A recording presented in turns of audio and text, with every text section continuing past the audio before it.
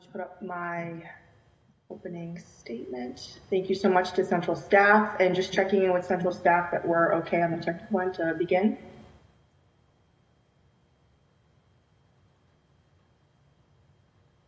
Good to go, Madam Chair.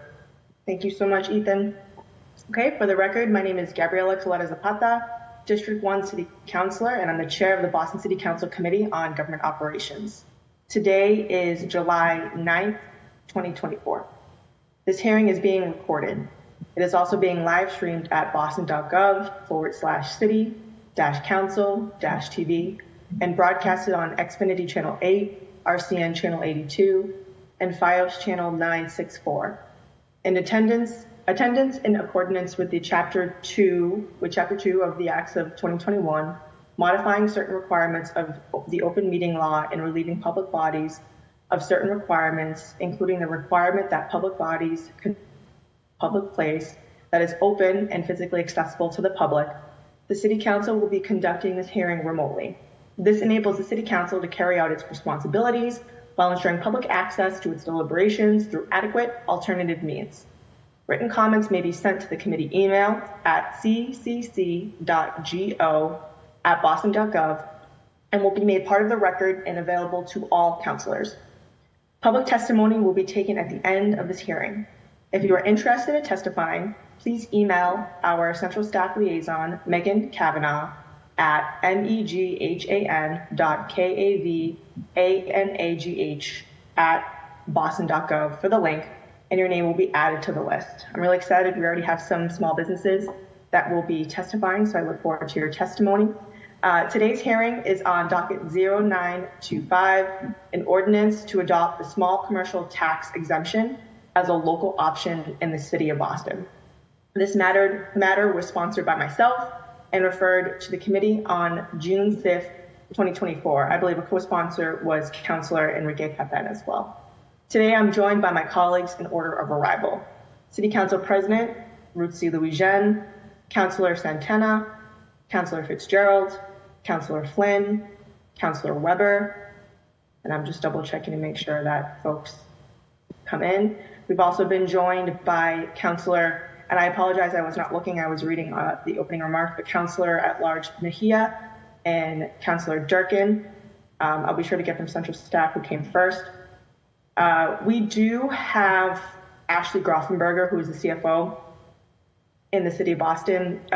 We did have Commissioner Arianello, unfortunately, get sick this morning, and so, but very grateful to have CFO Grofenberger here to answer any questions the best she can, while the content expert is out.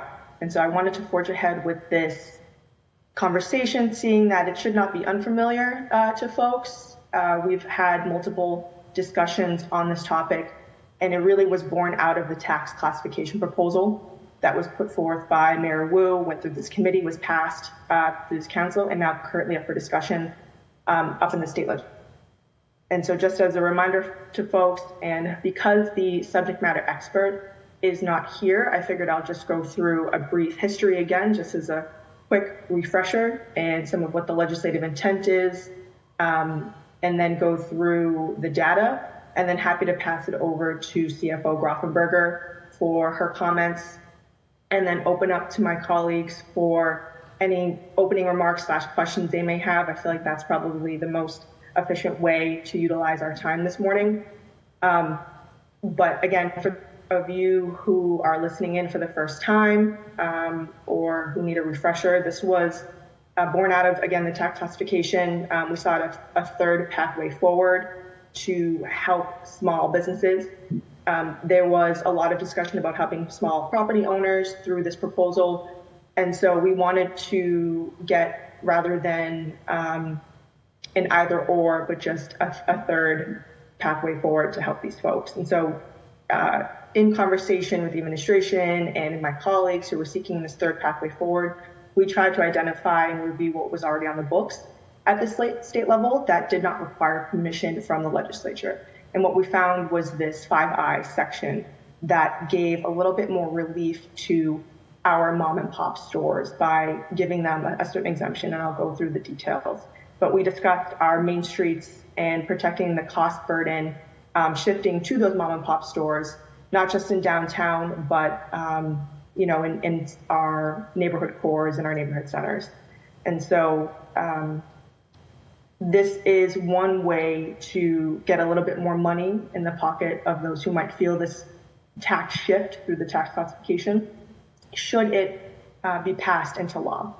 And so the legislative objective of this is to accept a local option statute, which is Mass General Law, Chapter 59, 5I, the small business exemption, allowing the city of Boston to consider providing a small business exemption during years when the minimum residential factor is adjusted beyond the provision detailed in MGL Chapter 58, subsection 1A. And so the legislative intent of this ordinance is to provide a property tax exemption for small businesses, including mom and pop restaurants, retailers, barber shops, corner stores, and those that rent office space, if and when the city deviates from the current classification system, as was the intent of the mayor's proposal this past year, in a way that would place a higher tax burden on commercial and industry properties. So the legal mechanism of this is that municipalities may adopt this local option statute through the manner described. And just going into greater detail of the specific section, the small commercial exemption is one of the property tax classification options available to communities when setting the annual property tax rate. Under that option, at the annual tax classification hearing, similar to adopting the residential exemption, the select board or mayor, with the approval of the city council, may exempt up to 10% of the value of Class 3 commercial parcels occupied by qualifying small businesses. The assessors applied the exemption to reduce the taxable valuation of the property before setting the tax rate. The residential exemption option under Mass General Law, Chapter 59, 5C is applied. The value of exemption granted under this section shall be borne by the combined value of Class 3 commercial property and Class 4 industrial property. The tax burden shifts from the eligible commercial parcels to non-eligible commercial parcels and all industrial parcels. Residential parcels and personal property accounts are not impacted by this exemption, and there is no change in the overall tax levy. Municipalities that have voted to grant a residential exemption or a small commercial exemption must send an email to the municipal data bank, which is at the state level, to ensure the proper percentage has been entered into a gateway. And there's a couple of options if there's a failure to do so. So this is something that multiple, again, cities and towns have done before. And so how it operates, and then we can get into, once you have a little bit more information about who's done this already, but how it operates is that to receive the exemption, both the property and the business occupying the property must meet the eligibility requirements provided under Section 5I. And those eligibility requirements include, with respect to each parcel of real property classified as Class 3, commercial with an assessed value of less than $1 million, there shall be an exemption equal to not more than 10% of the value of the parcel. Such exemption shall only apply to property that is occupied by a business that at the location and all other locations they operate out of combined had an average annual employment of no more than 10 during the previous calendar year. So they have to be within a property that is less than $1 million and have less than an average of 10 employees in the year prior. If the parcel has multiple commercial occupants or tenants, all occupants must be eligible businesses. That is, each business must average fewer than 10 FTEs individually, but they do not need to have less than 10 FTE collectively. If a parcel is multiple use, such as a residential and commercial property, all occupants of the commercial portion must meet the eligibility requirements. And so, just as a refresher for folks, for the other available relief in Boston currently, of course, we have the residential exemption, But then specifically for businesses, the only exemption that they get right now is this personal property exemption. So regarding some option for the city to provide relief through personal property taxes, Boston has elected to establish a maximum exemption of $10,000, preventing any small business with less than $10,000 in personal property from receiving a tax bill. The city also supports small businesses through various services and grant programs, which is something that we heard a lot from the commissioner and CFO. And so right now, if I own a small business in the city of Boston, and I have paid $10,000 worth or over of my own personal money to get refrigerators or chairs or tables, that is the only exemption that I currently get. So that being said, I would love to pass it over to the chief for any reaction or thoughts, given that we have talked about this before in a hearing when it comes to tax classification and also in a working session. But any thoughts, comments, suggestions that you might have on this, specifically as it relates to when would be an ideal time to implement this. We talked about FY25 versus FY26. Obviously, FY25 has begun. We had these conversations earlier in spring and summer. So thinking about what it might take operationally, and that this could be a question for the commissioner, but thinking about what it might take operationally and various investments in the assessing department to get this up and running, should this pass and be signed by the mayor for FY26. So with that, I'll pass it over to Chief Rothenberger, and then go to my colleagues in the order of arrival for opening comments. Thank you. Good morning. Thank you, Chair and councilors. I'm Ashley Grofenberger. I'm the Chief Financial Officer for the city. Thanks for bearing with us today. You just have me, unfortunately. So I'll do my best to answer questions and address this topic. So just a few quick comments. I'll reiterate some of the points that the Chair mentioned. So the small commercial exemption that you all are here discussing today is eligible for properties occupied as of January 1 by a business with an average annual employment of no more than 10 during the prior calendar year, and has a valuation of less than $1 million. If the parcel has multiple commercial occupants or tenants, all occupants must be eligible businesses. And if a parcel is multiple use, such as a residential and commercial property, a mixed use property, all occupants of the commercial space must be eligible businesses. The exemption is tied to occupancy status of the property, not the ownership, and the benefit goes to the property owner, not necessarily the tenant. The exemptions granted prior to tax rate finalization are built into the tax rate for commercial and industrial property, not personal property. And so as a result, where we currently have two tax rates, residential and then commercial, industrial, personal, it would create three tax rates. So we would have residential, commercial, industrial, and then personal property. And then this exemption would be built into that commercial and industrial real estate tax rate. The three tax rates and the exemption would require changes to the official bill, which requires time and planning.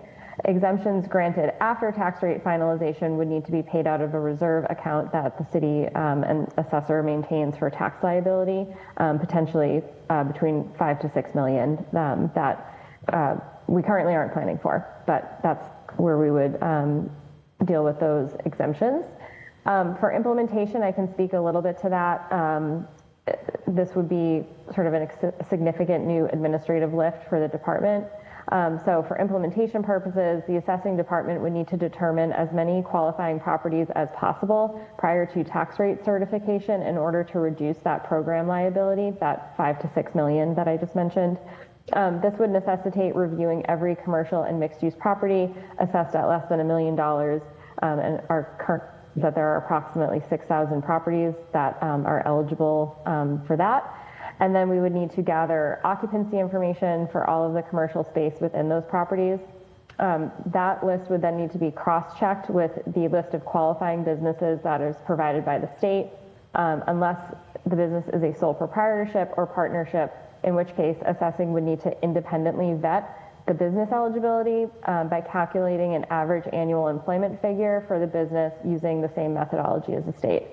This would require significant new work for the department, particularly the work of the Taxpayer Referral and Assistance Center. Presently, there are 6 employees in that office with 3 vacancies. And this is the group that, among other things, reviews residential exemption applications, personal exemption applications, and motor vehicle abatement requests. If that office were fully staffed with those 9 employees, we estimate it would take 24 working days or 5 weeks of them doing nothing else in order for them to do the work needed to implement this in time for before tax rate setting. And then just as a quick note on sort of other municipalities that have adopted this provision, by our count, there are only 14 other municipalities in the Commonwealth that have adopted this exemption. I'll read them really quickly to the extent that it is interesting and helpful. Those municipalities are Auburn, Avon, Bellingham, Berlin, Braintree, Chelmsford, Dartmouth, Irving, New Ashford, North Attleboro, Seekonk, Swampscott, Westford, and Wrentham. So it is, like I said, 14 municipalities in the Commonwealth have adopted this provision. And with that, I'm happy to take any questions that you all have.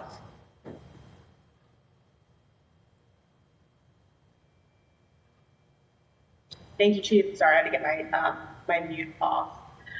I forgot to go over the existing numbers that we have. So Chief Rockenberger talked about the potential 6,000 properties that could be included in all of this. I'm going to ask central staff to allow Ellie, my chief staff, to share her screen so we can go through the Excel sheet. This was something that was passed out at the tax classification working session.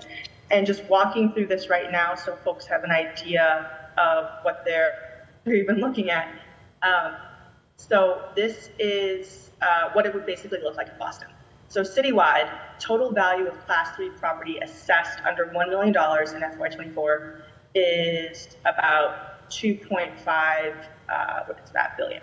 So currently the city collects about $58 million on these properties.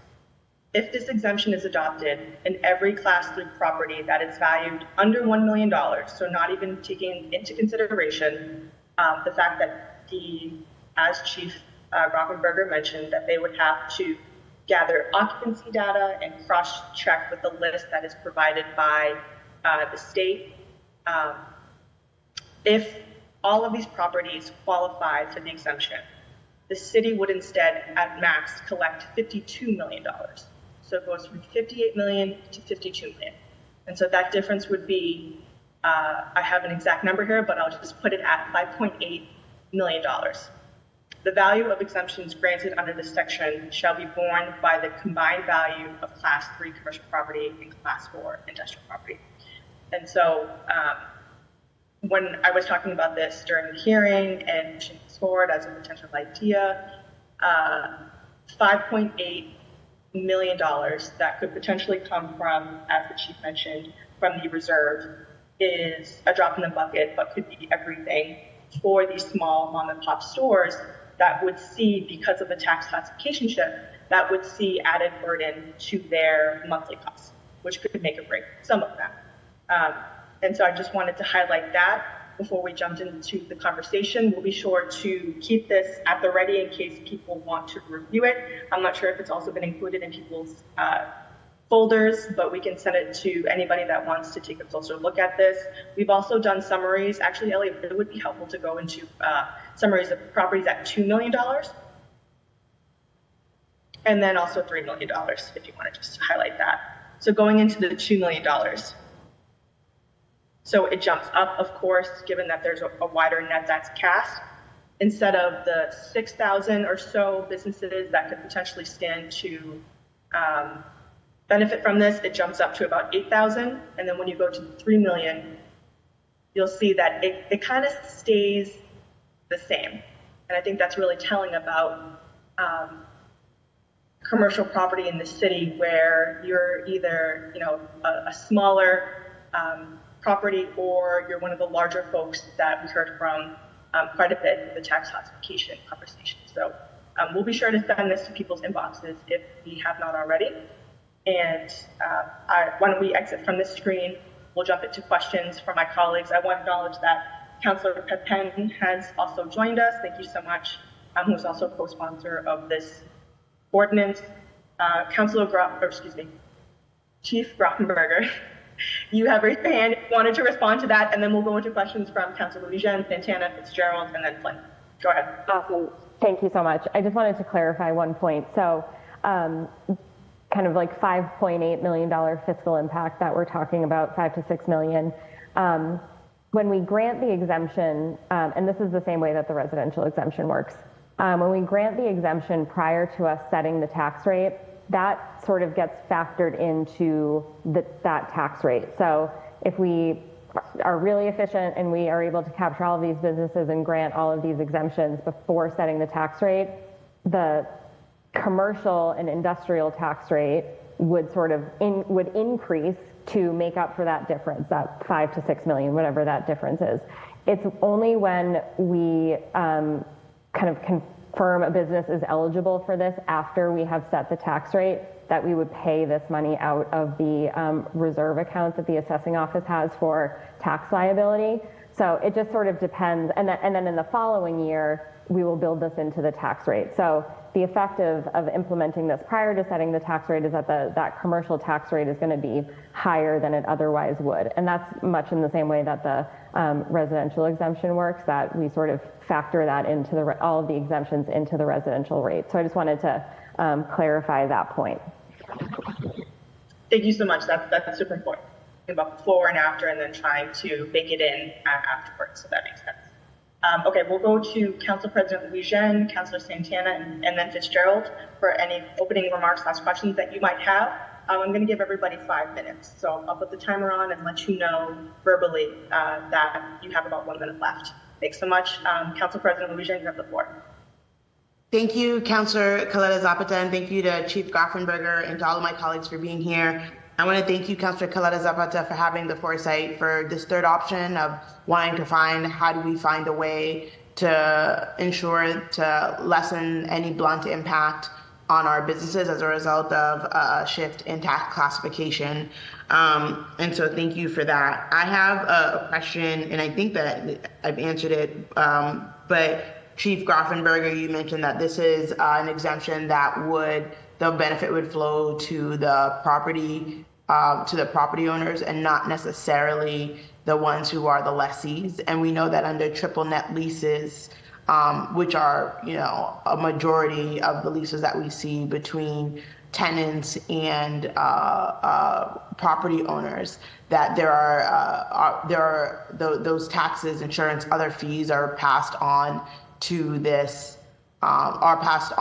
tenants, to the occupants, to the lessees. I'm wondering if there's anything, either Councillor Coletta that you know or Chief Grafenberger, to ensure that if it's the property owner who gains from the exemption, that would also be realized by the tenant or the occupant as well. I'm happy to shed a little light on that. So you're right that the benefit flows to the property owner. We have no insight or control of those private transactions between the tenant and the landlord. So it would be hard for us, probably just impossible for us to guarantee that benefit would flow directly to the tenant, as those are governed by private lease terms between those two parties. Right, and so I'm trying to think about the clause in the lease that would require the occupant to pay for the taxes, and this exemption. I'm thinking about the timing of whether the timing of of the property owner being taxed and the exemption, whether it would happen around the same time, such that it wouldn't be a situation where the landlord is saying, well, you have to pay this tax because I'm being charged this tax at this moment, and that the exemption would flow later, and perhaps the occupant wouldn't see the benefits from that exemption, or would it happen simultaneously such that it's not a cost that the property owner would feel like they would have to pass on to the occupant. If I'm hearing your question correctly, so I think it would happen sort of, I guess, simultaneously, right? Where ideally, if we're able to implement this most efficiently before setting the tax rate, that benefit would flow to the property owner when they're getting their tax bill for whatever fiscal year it gets implemented in. So, you know, again, without knowing sort of like lease terms and timing of those types of, you know, monthly adjustments or whatever sort of adjustments between tenant and landlord, that benefit would flow directly to the landlord, and then however their lease governs how that, you know, can flow to their tenant is, you know, determined by the lease. Yeah, that brings me actually more comfort. Thank you, Chief Goffenberger, that there's not like a space or a time in which they're separate charged.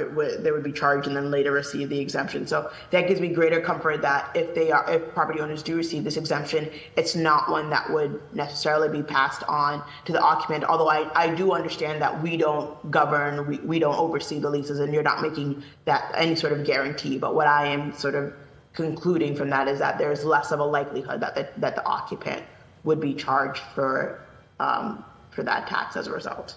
And then I just want to have a clarifying question. You said the $1 million property exemption value, is that in the statute itself that puts it at 1 million? And Councilor Yes, I believe it. Okay. Sorry. It's in the statute itself? I believe so. Yes. It is, yeah, it's at $1 million. And Councilor Coletta Zapata, you just did, you said if it was set at, did you just do an example that said if it was set at 3 million or if it was set at, the exemption was set at a different amount? Yep. How would we be able, I mean, that would then require more than just letting, you know, a department know. That would require us to do like a home rule petition to set the exemption even higher. Exactly. So this is an opt-in because it's already state law.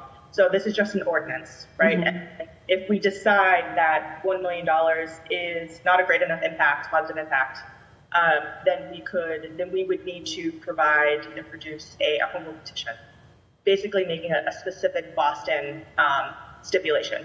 Yeah, but if we didn't, then $1 million, if we just wanted to set at $1 million, it wouldn't require HRP because it would just require us to inform the state that we were opting in. Exactly, yeah. Okay. And then just, can you just clarify what the eligibility requirement for the 1 million would be? Is it for, let's say I'm a property owner at 6 Main Street and I have a property that's worth $4 million, but there are 6 different lessees in that property. And each, like, you know, each lessee, like it's like, I don't know the math, let's just say it's at, you know, $750,000. Would the exemption apply to that property owner? It would not. Okay. All right. Thank you. Thank you, Councilor Coletta Zapata. I think this is a really good thing for us to be discussing and proposal to see how we can blunt the impact on our small business owners and property owners. So thank you. Thank you so much, Council President Louisiana. I appreciate your questions, really thoughtful and thorough. In regards to the cost being placed on the occupant rather than the owner, I mean, there was a lot of conversation in the tax classification debate about whether or not the residential exemption or the shift of burden would be passed down to renters, for example. And so it's kind of the same logic in that way. We don't have information on who has gross leases or triple net leases. And so that is a challenge. But I'm also curious to know from the CFO if we could place in like a policy that would require proof of notice to tenants that would have to be on file and signed by the tenant. I can imagine that would be an operational challenge, but is that something that we've done in the past that would require the landlord to provide notice to the tenant and then have them both sign it and have it on file in order to get this exemption? Not that I'm aware of, no. So we have not done that for other. Yeah, sorry, apologies. Yeah, I'm not aware of us ever having done anything like that before. And I'm not sure kind of how we would operationalize something like that, but to my knowledge, we have not done something like that. The question I want to ask is it impossible to do that? But that's a set of questions. So I guess a better question would be, I can presume that would add more time. So you talked about if the assessing department didn't have anything else to do, it would require 24 working days. Like, is there a way for us to get the quantifiable hour or day that it would require to do something like that? I know MOH does things like this all the time. Yeah, it's a good question. We can certainly look into it. And, you know, it's also a question of whether the assessing department is the right department to be administering that. So let us give that a think. It's going to probably be very abstract and largely, but we can think about that. Thank you so much. Councillor Santana and then Councillor Fitzgerald. Morning. Thank you, Chair, and thank you, Chief Grafenberger, for being here. I do want to circle back on, Chief, you mentioned the 14 other municipalities that have adopted this exemption. Can you speak to, the impact, the success? Do we have data on those municipalities other than just that they've done it? I can certainly follow up. I mean, what strikes me, I don't have any particular comments on the, effectiveness of it or anything like that, or, how many exemptions they've granted. We can certainly look into that. The state's, the Division of Local Services through DOR is a very rich source of data, so I would imagine that exists on there. If not, we could, look into it a little bit more. But I would say, I think what strikes me about that list of municipalities I listed and sort of, gives me a little pause to think about is these aren't necessarily peer cities.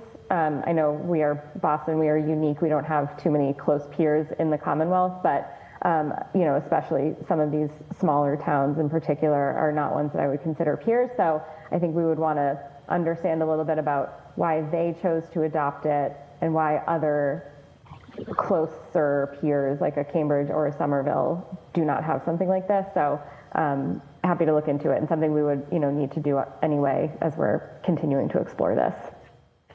Absolutely, no, thank you. And a follow-up question on that, I mean, are there any ideas of just any metrics that will be used to evaluate the effectiveness of this here in Boston, or is that too early? Are we still in the early stages? Yeah, it's a good question. We can think about it. I mean, one obvious metric is just number of exemptions granted, right? We look at that with residential, and so that's one measure of effectiveness, I guess. But we'd have to think about how, if at all, we could measure the success of this and whether it's actually having the impact we think that it could. Yeah. Okay. No, thank you. I think that will be a very important part of this, and especially when we're talking communicating with small businesses, which leads me to my next question. I mean, how are we? And Chair, I don't know if you can jump in on this, but how are we ensuring that we're really communicating with all of our small businesses about this option, and not just the ones that are just either tuned in or the ones that we're personally reaching out to? How are we ensuring that, or are there any plans in place that we can think of that that we can be proactive about? Thank you for that question. My mind immediately goes to understanding. So first of all, understanding our universe for the what goes on this call, understanding our universe. So first going to all the properties that are under $1 million. So that's about 6,000 properties, right? And then getting to understand who is eligible that has less than 10 full-time employees or an average of less than 10 employees. And so super targeting them and utilizing our main streets. And in full transparency, we did reach out to the Main Streets Foundation, who opted out of the conversation, but going to the smaller main streets, like Alston, Ashmont, JP, East Boston. So we're going to hear from some of them. Some of them have already been very supportive to utilizing those networks to reach out to them. But then, I'm not going to speak to how the assessing department, I think that's something that we would have to wait for Commissioner Arianello to describe about what he utilizes for communication and outreach to these specific businesses. But that's where my mind automatically goes to. It's just super targeting this universe of 6 million. And then should we decide to pursue a home rule petition for 2 million, that would be an added communication burden, is what I can imagine. Great. Thank you, Chair. And I know, Council President Jen in her questions, and I think you addressed this about the process for making adjustments if necessary. Can you speak to, is how often will the city review the impact of this exemption, or has that not been discussed yet?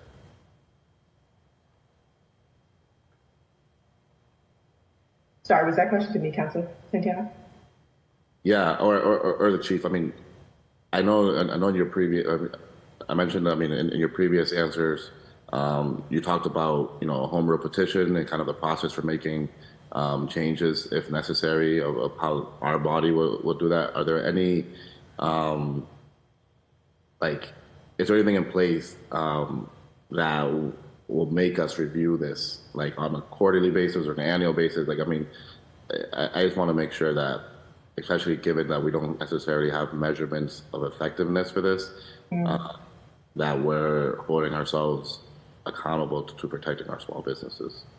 Yeah, it's a really fair point. I mean, the chief had mentioned that the metrics to evaluate the effectiveness would be pretty apparent in the number of exemptions that are granted.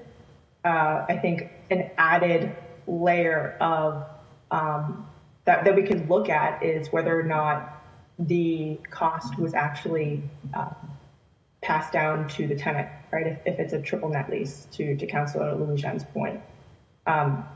We could do, this is an opt-in ordinance, and so we're very limited based on what's already been passed at the state level, what they allow us to do. If we were to ask for additional permissions, we could bake in any stipulations that would allow us to evaluate this a little bit further, but it would just specifically be, City of Boston policy. So I don't actually know if that would be something that we would include there, but it's helpful to think about now, should we decide to go to that option. Great. No, thank you, Chair. And, I just want to thank you and Councilor Pepin for sponsoring this. I think, this was very well written, and I appreciate the intentionality of this. So that's it for my questions. Thank you, Chief, for being here. Thank you, Councilor Santana. And also in full transparency for folks, so there was a tax classification report from the DOR about this in 2004. So it talked about the various issues, and we're happy to send that to folks. A couple of the issues, just to name them, was who receives the tax relief. So that's been brought up. The manner in which commercial industrial values are rendered, and then also soliciting information. So some of the operational changes. But again, this report was in 2004. It might make sense for us to ask the DOR to produce another report, but ultimately that decision is up to them. But I think that could be helpful for this conversation, especially if the largest municipality in New England is looking at this, and I'm open to that. Councilor Fitzgerald, and then Councilor Flynn. Thank you, Madam Chair, and thank you for always coming with a well-prepared history and presentations to help sort of digest all of this stuff. My first question actually is on the presentation you showed, though, I did not see, I believe, the south end or north end. Is that encompassed in anything else in just the greater Boston one that was listed? I just want to make sure that we have accurate numbers and are, especially this being a public record, I want to make sure we all are portraying the right numbers. So just something to look at. We can always update it, but I just wanted to throw that out. And I guess my real question is for Chief Grafenberg, if we know, first of all, how are you? Good to see you. The percentage of the municipalities that have opted into this, I think Madam Chair said about 14 out of the over 300 something. It's about, it equals about 2.5%. That's a pretty low number. Do we know why most municipalities have not? What is their reasoning for saying that this, what are the potential downfalls that they have not opted in? Yeah, it's a great question, and I might just be sort of speculating at this point. I mean, again, looking at the list of municipalities that have adopted it, my guess is that they, maybe a not insignificant portion of their commercial property is valued somewhere close to or around $1 million, right? So this has a bit of a wider impact on their commercial properties, whereas for us, it represents such a small portion. So again, just sort of speculating at this point, just, looking at the list and knowing a little bit about where these cities and towns fall on the map. But you're right, yeah, 14 out of 351 cities and towns in Massachusetts. So it's a relatively small percentage. Yeah, no, thank you. I just, if perhaps maybe when Nick or someone comes back, we can try and get just a better, because it just, when something's that low, you got to ask, well, why is it the majority of folks doing it, right? Right. But so thank you. Otherwise, no, I mean, if this tax classification happens, I just want to say that, we do have to protect our small businesses. I think the questions have been brought up about who the savings gets passed on to, and that's something we got to figure out. That's certainly a very big piece. But otherwise, I look forward to my other council's questions, and thank you for your time, Madam Chair. Thank you, Councilor Fitzgerald. And just so you know, and I appreciate that flag. So it says Alston, Boston, Brighton. Boston is an aggregate of the downtown neighborhoods, which also includes North End, South End. Wherever we got this list from, we'll encourage them to disaggregate the data. Nope, I just wanted, I had a feeling, but I just want to make sure if it was missing, then we'd probably want to, I know you would want the right numbers to be reflected. So. Absolutely. Yes, thank you. I appreciate you flagging that. Yep. Thank you. Councilor Flynn and then Councilor Weber. Thank you, Madam Chair, and want to say thank you to you, Madam Chair, for the important work and leadership and vision that you have in bringing this forward, and to your team as well. At a time when many of our businesses are struggling, we need all the tools we can get to support them. This conversation has been helpful, listening closely to the questions and the answers. So my question, either to Ashley or to the chair, I represent a large number of small businesses that are women-owned, but that are also immigrant-owned as well, especially in Chinatown. And just want to see what impact this proposal might have on immigrant-owned businesses. They might have their own specific challenges as it relates to various forms, various paperwork, providing the data, language and communication challenges. Have you factored in that we are also trying to support our immigrant-owned businesses as well, with added challenges than maybe traditional small businesses?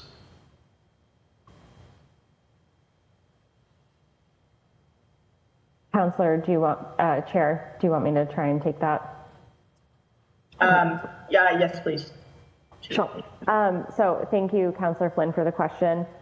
So in terms of kind of the impact on immigrant-owned businesses, I mean, it's hard for us to say because this particular exemption is so targeted toward the, the criteria for this particular exemption is based on the value of the property being less than $1 million, and that the businesses that occupy it are no more than 10. So to the extent that, immigrant or women-owned businesses fit within that criteria, they would be eligible for this, but it is a pretty narrow criteria. And again, this exemption flows to the property owner.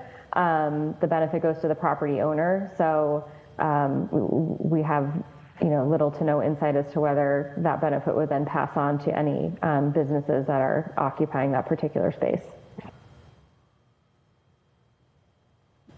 Thank you, Ashley. And maybe a brief follow-up.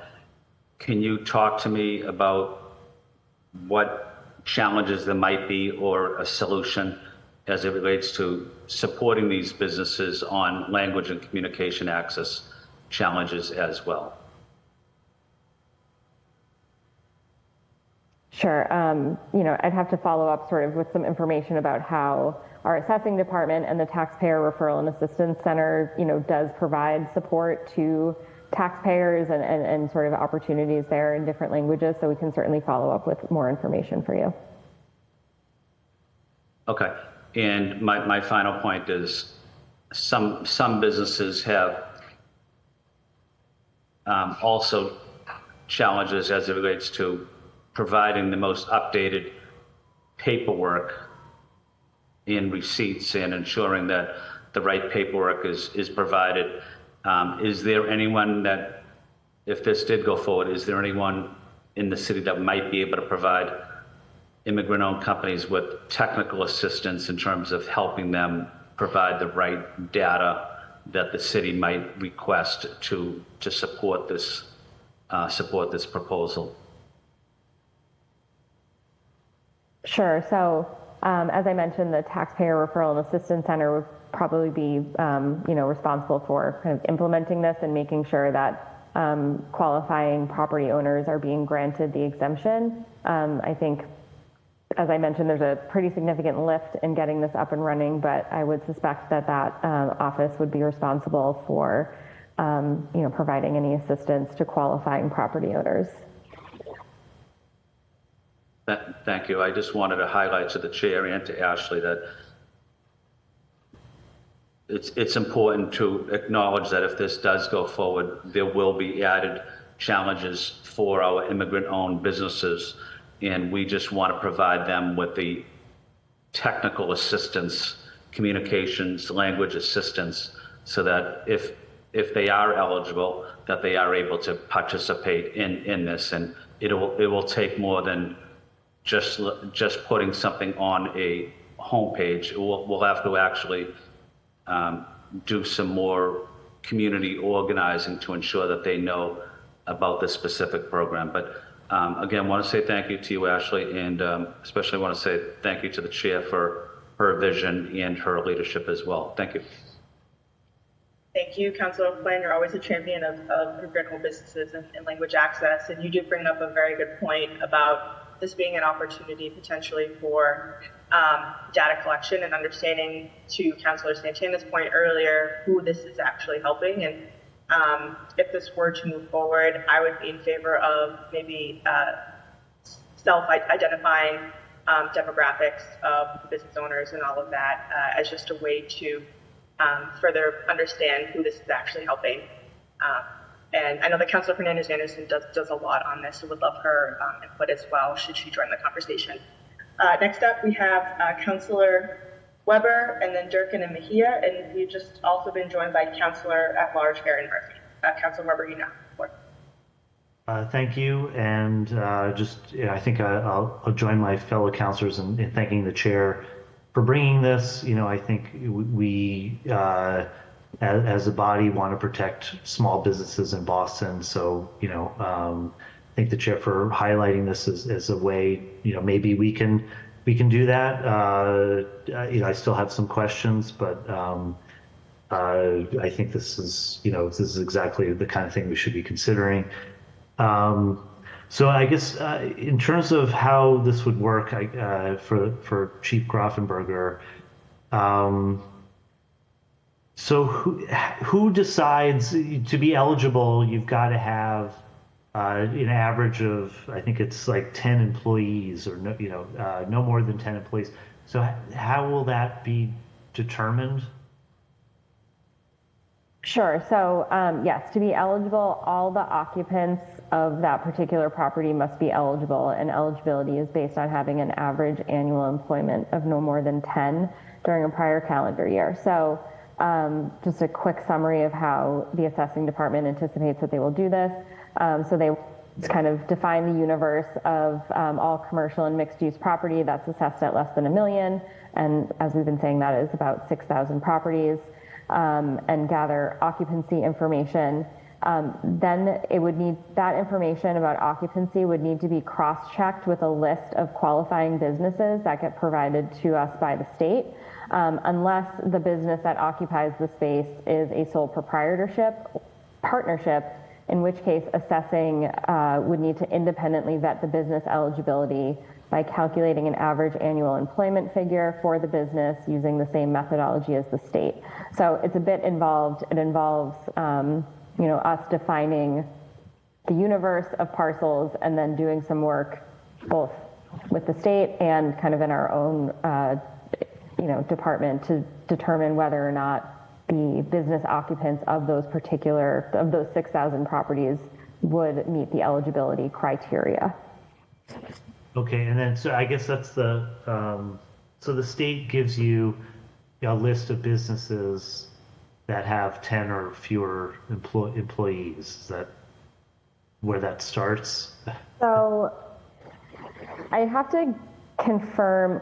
We are, again, apologies, reading notes from Commissioner Arnello, who was unable to be here. We're provided a list of potentially qualifying businesses. There are over 19,000 businesses listed on the most recent submission from the state to the assessing department, so it's a lengthy data dump that we get from the state on who could potentially qualify.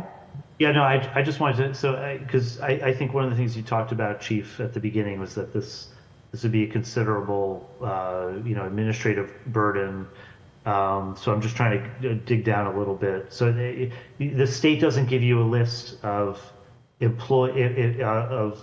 businesses that are related to the 6,000 roughly properties that are valued at less than $1 million. You just get a list of everyone who's in Boston who has 10 or fewer employees. Is that how you anticipate that working? Let me follow up and confirm that is the case. My read of this is that we just get a list of businesses and that it is decoupled from the particular property.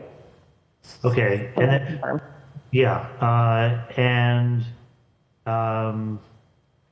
in terms of the properties, do you have any sense of how many of the 6,000+ properties have more than one business? I'd imagine there would be few would have more than one business. We're talking about small structures, but you don't know. I don't know.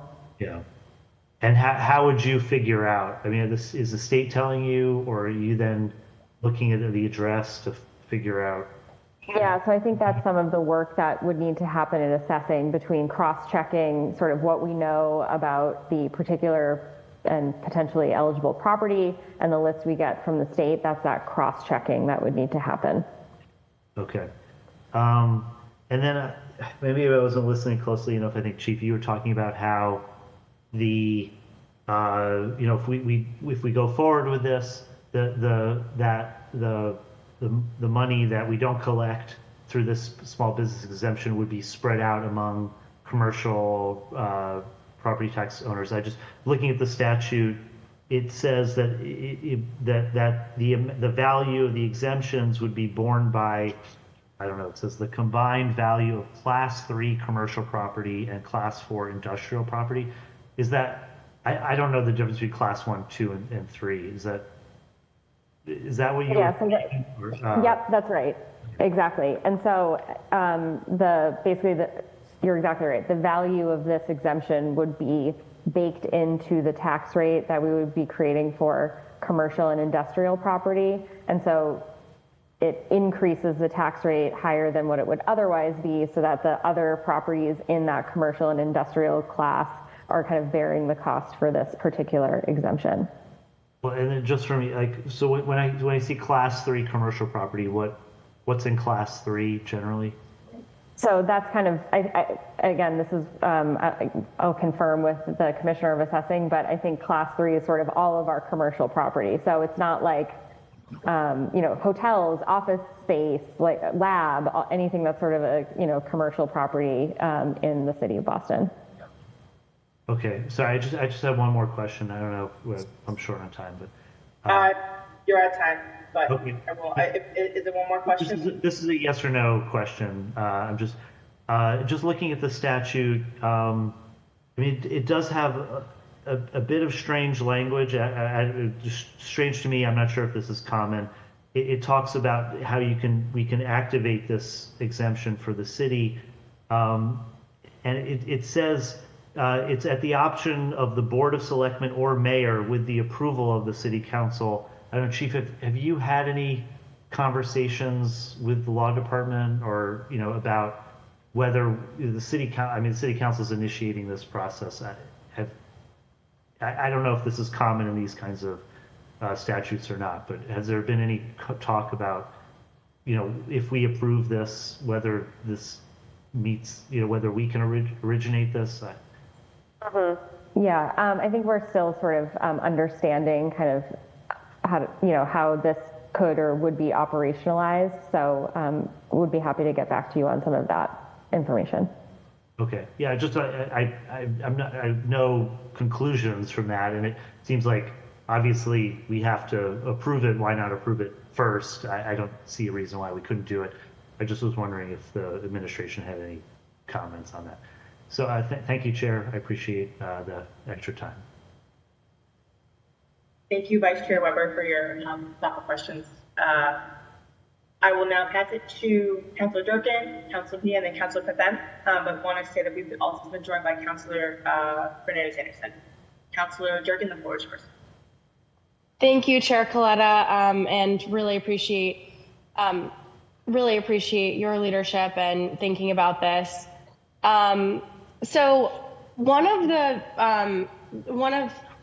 stakeholders I've heard from the most on the tax classification shift has actually been those commercial tax property owners who obviously in the tax classification conversation, they were really at the forefront here. And I think this proposal really centers the small businesses. But given the impacts on the proposed tax classification, I'm not sure that this gets at what the top concerns for stakeholders in my district are, given that what this shift would create with commercial, basically, essentially it's shifting to industrial and commercial businesses. So I'm just curious. So it sounds like we would need to opt into this every year, like the residential exemption. Is that correct, Chief Graffensberger? Thanks for the question, Councilor. Let me confirm sort of if it's in the same way as the residential exemption is something that we opt into every year, that this would be treated the same. I don't want to misspeak. Okay. Do we know of any other municipalities that have opted into this and what the impacts have been on small businesses? So from what we know, there are 14 other cities and towns in Massachusetts that have adopted this. I can't speak to the impact in those towns on small business, but I will say that, as I was saying earlier, the 14 towns are relatively small, have very small populations, seem to have very small commercial base, so I would not necessarily count them as peers for the city of Boston. And, I do think we need more information on projections from assessing on the impacts of this proposal, though I really appreciated the spreadsheet that was shown at the beginning of this hearing. In my district, there is a mix of businesses that I would consider small businesses that do have over 10 employees and are renting a space valued at over $1 million. So I think, for me in my own due diligence, I need to just look into what this would look like for commercial streets like Newbury Street and also, Restaurant Row in the Fenway and areas that are of great significance and importance to the city of Boston, but also great importance to me as a district city councilor. And then, sorry, one last question. What is the forecasted effect on industrial employment, industrial business activity if revenue neutrality is achieved via a tax shift towards industrial properties? Currently, the city does have data to share on the value add or economic multiplier generated from industrial employment versus small business commercial employment. Just curious if this would have an impact on employment. Essentially, like if we're sort of favoring small business over other businesses, and I'm not saying this is like a from a value statement. I'm just curious and I don't know, Chief, if you have any thoughts on that. I think sort of the most direct connection that I can offer is that, the value of this exemption will get baked into the tax rate for commercial and industrial property. So it could have the impact, or, will have the impact of making the tax rate that industrial properties pay higher than it otherwise would be. How much higher kind of depends on, again, like the overall value of the exemption granted, but that's the sort of most obvious and tangible impact that I can offer right now in terms of kind of a longer term economic impact. Can't speak to that today. Okay, and Council President Ruth Lujan commented a little bit about like the this potential benefit potentially going to the property owner and not the tenant. I was just curious if we have data on how many of our businesses within this that would be impacted by this proposal are owner occupied versus tenant occupied, or if that is data that we could get. I certainly don't have that today. I'm not sure if that's data that maybe we have in combination with our colleagues in the Economic Opportunity and Inclusion Cabinet. It might, I don't know if we have any kind of official list, but we can certainly follow up with you and see if we have anything that would tell us that information. Okay, thank you so much. Thank you, Councilor Durkin. Right at 5 minutes. Just a quick comment about your first question, or maybe it was your second, but just the mix of businesses that could be defined as small business that are over the $1 million property valuation and over 10 employees, and hoping to get more info. The information that we received on the Excel sheet is from Boston's open data set, which comes from the assessing department. And we did make sure to look at the numbers. I'm not sure if you were here for 1 million properties valued at 1 million, 2 million, and 3 million. And so we do have that information. We'll be sure to send it over to you. And what we had also discussed is potentially exploring a petition for a Boston-specific provision. And we can put in whatever we'd like in that, given that it is such a nuanced conversation, right? So if we decide to go to 2 million or 3 million, we could add in as many employees as we would like. But the downside of that is that we would need permission from the state, and then also have the mayor potentially sign it. So there are a lot of different options that we have here, but I appreciate you being very in tune with your district and understanding exactly the demographics and folks that would potentially benefit from something like this. Councillor Mejia, Councillor Pepin, and then Councillor Murphy. Thank you, Chair. I really do appreciate, first and foremost, your ability to listen to some of the concerns that were raised from your colleagues regarding the ordinance that we have sent over to the state. And so this is I would say, not a reaction, but a really positive step in towards addressing some of our concerns. So I really do appreciate your thoughtfulness in doing that. I guess some of the questions that I have, and I know we had talked about 1 million versus 2 million, having heard from some of my small businesses in the neighborhoods that usually are the least heard, even though they're small businesses, they're operating over a little bit over $1 million, and so they may not fall within this eligibility. And I know that we talked a little bit about, what are the trade-offs to going to 2 million. And so I'm just curious about that in terms of the appetite.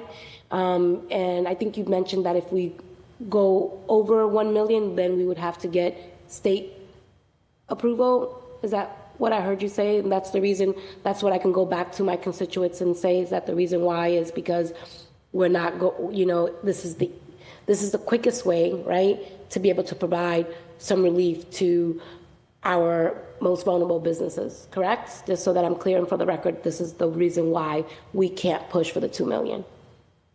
Yeah, so we would, because it's an existing state law, to your point, and you articulated it so well, is that this is the quickest way to provide relief to Sargent's books, and it's capped at $1 million. However, if we wanted to change it, we would have to have a home rule petition, which would require permission from the state to allow us, for whatever reason. I know I have frustrations with home rule petitions and all of that, but we would have to ask permission from the state to give us the option to go up to $2 million or $3 million for however many employees that we want as well. Okay. Thank you for that clarification. And then I guess, we're talking about 10 employees and under, and I know that some of the work that we've been doing in our office with micro businesses, that is one of the criteria, that micro businesses have under 10 employees and are making under $250,000 a year. That is the threshold to be labeled a micro business. And so some of these businesses, I'm just curious about the outreach and engagement specifically for immigrant-owned businesses, because not everyone's going to have access to this information. Like, I'd like to hear, and maybe Chief, you may not be the one to talk about the rollout, but I'm just curious what, if any, insight you can provide in terms of making sure that our most vulnerable businesses, the one that have the least access to information, are able to take advantage of knowing what they need to do. Do they need to talk to the property owner? Like, what's the mechanism that we're thinking about to ensure that folks have access to this information in a timely fashion? Thank you, Counselor. I can start. And I just want to clarify that the $1 million threshold that's included in the legislation is tied to the value of the property, not the activity of the business. And the exemption is granted to the property owner. And so, kind of administratively, the burden would be on the owner of the property to, seek the exemption, and the benefit would flow to the property owner. So I just wanted to clarify that particular piece to make sure that was understood. And I think that is the tension that I'm hearing from a lot of our businesses, is that this is going to rely on someone else's appetite to want to, go through whatever processes they need to go through. But there is, what assurances do we have?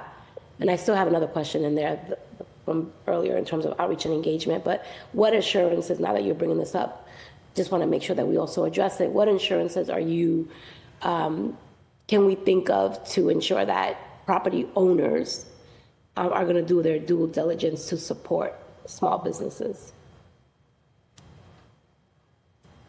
So I can try and start. I mean, it would be something we would have to think about if this were to be adopted. I'm not really prepared to speak to a rollout plan today, but I can say that the assessing department, through the Taxpayer Referral and Assistance Center, provides a lot of information to taxpayers. So that's one way that information is disseminated out to taxpayers. I'm trying to think if there's another part of your question that I can answer. No, I appreciate, I'm trying to get ahead of because this is for me, when I think about policy making, it's these sort of things that I'd like to always think about in terms of communication and engagement, and because then we can bake in some things into the process that will help support us in achieving the goals that we set forth, right? And so that's kind of, I'm always thinking about infrastructure and kind of the community engagement piece. So if I appreciate that we may not have the team here to answer those questions, so it's all good. But to the chair. Yeah, so you're at 5 minutes, but happy to answer anything that you'd like.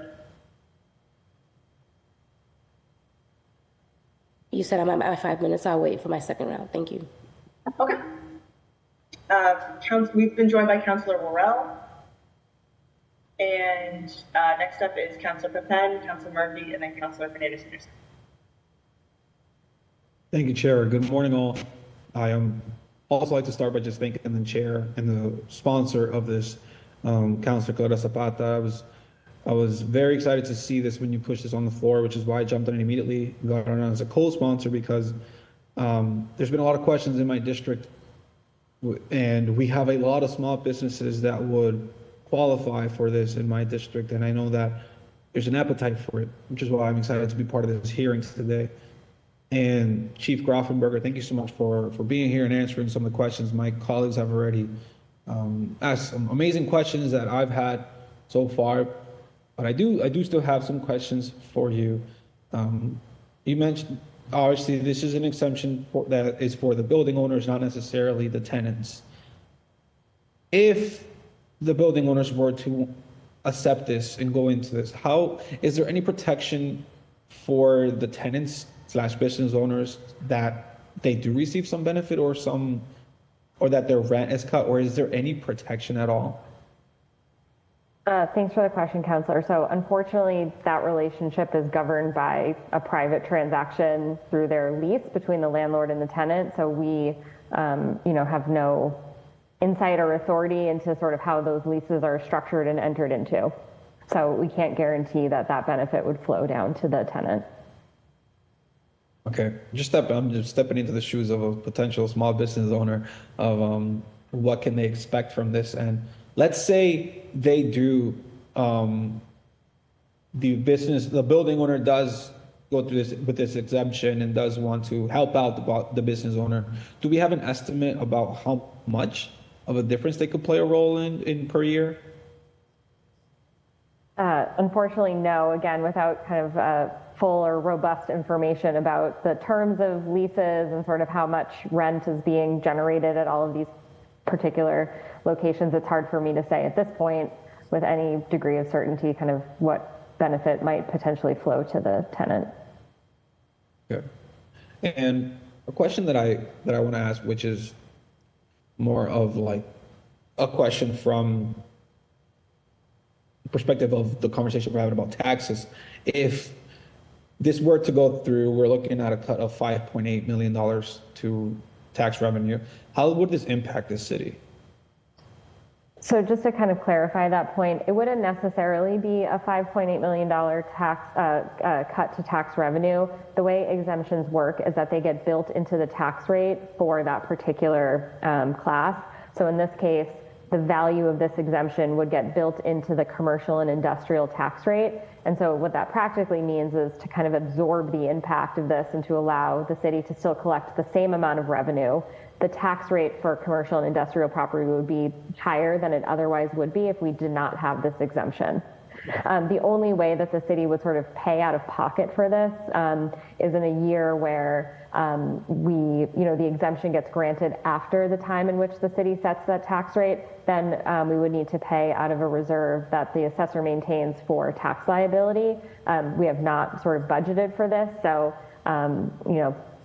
it's a consideration, but it kind of depends kind of when in the year this gets implemented and how that would flow through to either other commercial or industrial taxpayers or the impact it would have on the city's reserve for tax liability. Councilor Pepin, if I may, I'm going to pause right here and just show you have 1 minute 54. I just wanted to chime in and follow up on that question because I think it's an important point and it's something that's being repeated quite a bit, is that this would get built into the tax rate for commercial industrial property, right? So that means that whatever the $5.8 million would then be spread out amongst all of the property that's in commercial and industrial. My question, and this is something that Councilor Weber has brought up as well too, so I want to also give him credit, but what would then be the average increase for all the commercial industrial properties? So are we thinking a huge increase for these folks, or is it something that could be well absorbed by the share of Class 3 properties in the city? And again, it's just $5.8 million. Is that a question to me, Councilor? Yes. I'd have to follow up and kind of do that math. I don't want to speculate as to how much of an impact that would have on the actual tax rate, but we can certainly do that math and follow up with you. Okay, thank you, Chief. And then, sorry, Councilor Pepin. No, I appreciate that because that's perfectly where I was heading towards. That's just something that's always looming in people's minds, especially when we talk about how if we want to have a conservative budget and how that's going to impact taxes and residents in general. So thank you so much for doing that follow-up question, Councilor. I think the last question for me is something that Councilor Mejia was touching upon a little bit, and it's the outreach. I know that Chief Grauffenberger, you mentioned that the city hasn't done this before, or to your awareness, they haven't done it before. Is there a potential to have proactive outreach from OBM or the city or any department to help get the word out if this were to go through?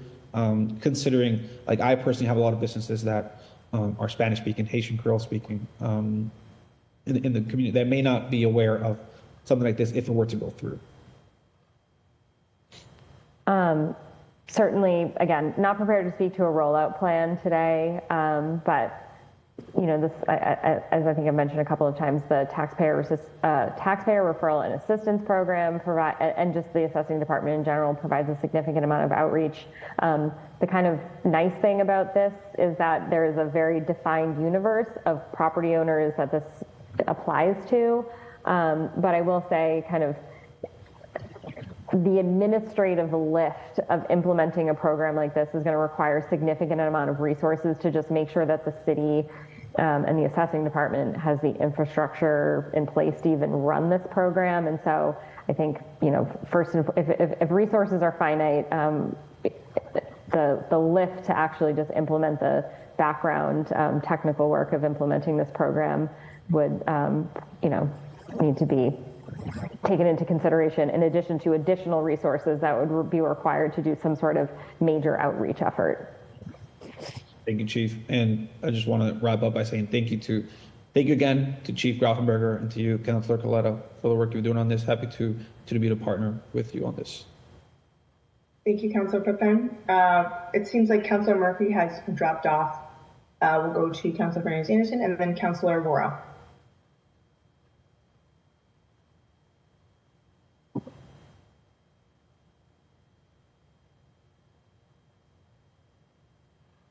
Sorry, Chair, did you call me? I did. Councilor Murphy dropped off the call, so you're up next if you have any comments or questions, and we're giving everybody 5 minutes. Apologies, I was anticipating Councilor Murphy going next. And I apologize being late. I do think this is an exciting conversation, and thank you for proposing it, Madam Chair. I do have a couple of questions, and then I'll wait for round two because I would like to ask follow-up questions depending on the answers. And I think, like a question was asked on behalf of small business owners who rent their space. And I just wanted to follow up and ask, like, how can we use this tool to actually as a means of lowering operating cost? I think, I forget who asked, and I was just listening. I wasn't on, but I was just listening while I was driving. In terms of if this is going to reduce like the tax for the property owner, then how could we use this as an incentive to leverage lowering overhead for the actual business owner?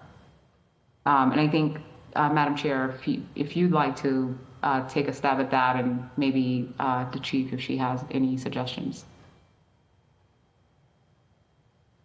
Yeah, thank you for that question. It is, what we have established from this conversation is that it is really difficult given that it's governed by a private agreement through a lease, through a triple net lease or a gross lease. It would be really hard to regulate that as a municipality to ensure that the savings that are passed down are actually being passed down to a tenant if they don't own that property. And so there's always that risk. In my mind, when we were talking about the tax classification shift this past spring, it was the same sort of logic that was provided for shifting the residential burden in the first place, where if I am a tenant, and I currently am, I rent in my two-family house, my landlord would see some of that relief. But how can I be sure that it won't be reflected in my rent? So it's a point well taken. And so we would have to, what I had said is that we could potentially have a policy. It wouldn't be put into this ordinance. It would mostly just be an administrative burden, but putting it on the landlord to show proof of notice with a signed agreement with the tenant, and only getting this exemption if they're able to show that their tenant is aware of this.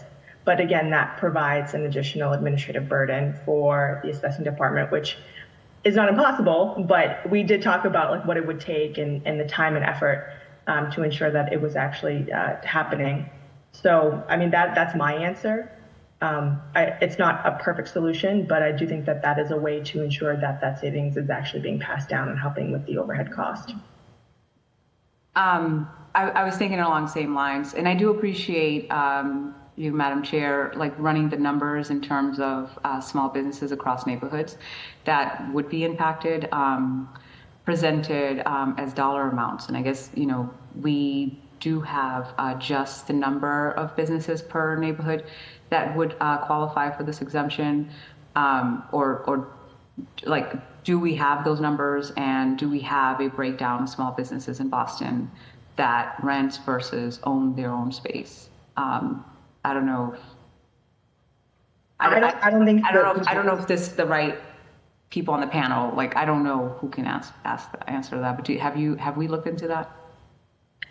All we have right now are the numbers in terms of the total revenue that we get from the taxes, the exemption, the total properties. We don't have the numbers of businesses so far. What would happen is that we would get those businesses as like an overlay list from the department. I think it's of workforce at the state. I forget exactly what department it is, but we would have to get that list and cross-reference it with from the state. It does sound like, you know, we just need a little research and data to workshop this out. I appreciate the proposal. I think it's a no-brainer.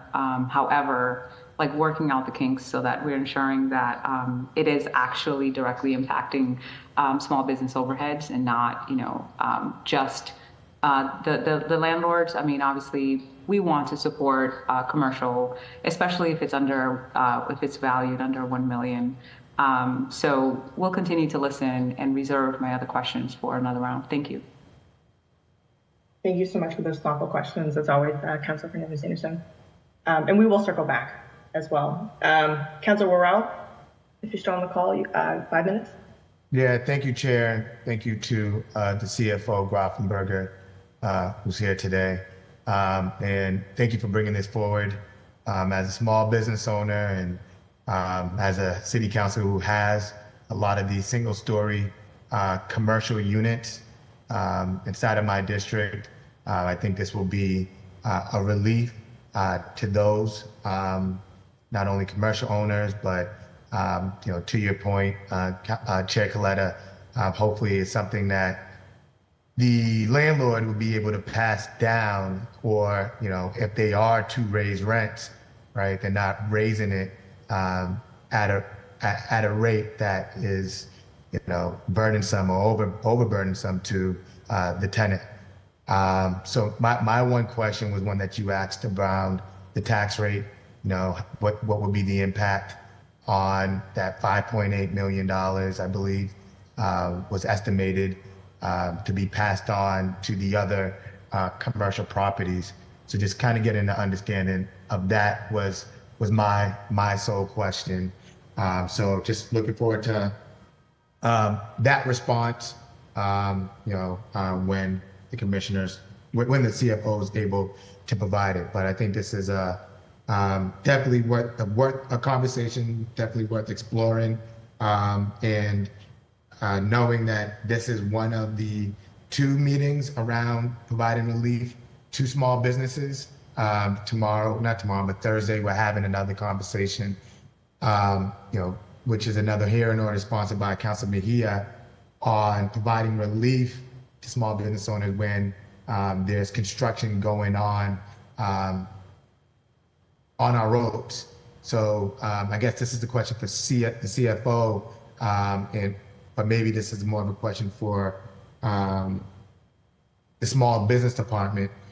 Seeing that, you know, whether it's the increases in taxes, understanding the impacts that, you know, road improvements or infrastructure improvements can have on businesses, what is the city thinking about on providing relief to our small businesses that are, it looks like there's a compounding effect, right?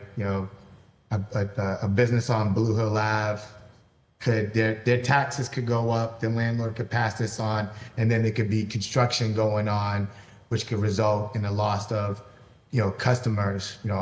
If this exemption isn't something that the city's looking to move forward with, is there any other opportunities, or are the city exploring any other way of providing more relief? Thank you for the question, Councillor. So I think I would definitely want my colleagues in the Economic and Opportunity and Inclusion Cabinet to speak to all of the great work they're doing to support small businesses throughout the city. Just off the top of my head, I know we have done many programs, particularly through use of one-time ARPA dollars for small businesses. The one that's coming to mind, top of mind, is the SPACE program, which is providing assistance for leases and rent for small businesses to move into vacant spaces. So, but I think the EOI and Chief Idowu and his team would be really well suited to give you a full, comprehensive overview of all of the work that they are doing to support small business throughout the city.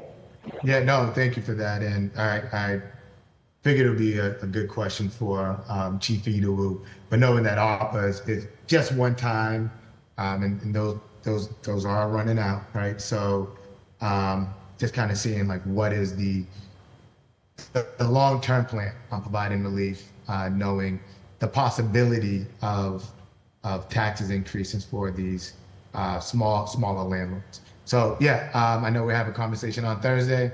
Definitely be something that gets brought up. But thank you, Chair. Thank you, Councilor Morell and Councilor Mejia and yourself for all the work that you do to support small businesses in the city. I look forward to that hearing. So just want to say that in addition to CFO and Commissioner Arianello, we did reach out to Director of Small Business, Alicia Messina, to be here. She could not make it. So definitely looking forward to that conversation on Thursday. We do have two councilors that had indicated they wanted to have a second round, so I'll go to them first. Anybody else that wants to ask questions of the chief, now would be your opportunity. And if you want to raise your hand, I'll go to Councilor Mejia and then Councilor Tanya Fernandez-Anderson, who had indicated that she wanted to have a second round, and then anybody else that, again, wanted to ask questions. Chief Grafenberger is going up to the State House this afternoon to lobby for some of the important bills that have gone already through this committee, so she does have a hard stop. So any questions that you have, now is your opportunity. Councilor Mejia, I'll give you 3 minutes for this round. Thank you. Thank you. So I want to go back to my original line of question because there is some things that I'd like to unpack a little bit further. Specifically, I'm still struggling with this whole idea of who benefits from this particular initiative, right? And it's oftentimes those who have the most are always going to have more, and those who have the least are always going to have less to work with. And so I'm just curious if you have anything that you can point to in other cities in which some of these things, this particular initiative that we have seen is actually supporting the business owner, not the property owner. And if that doesn't exist and we can create that infrastructure, how can we utilize this particular ordinance to do just that? This is for the chair as you continue to kind of workshop this, kind of what would that look like for you? Sure. So in my mind, I guess I'll frame it this way, but I don't think that we shouldn't do this because the small businesses won't see the full benefit, especially when we know that some businesses would pay for increases as owners are assessed. So I do see overall good coming from this, right? As do I. I want to be really clear. I don't want to misconstrue my line of questioning here. I want to be really clear for the record.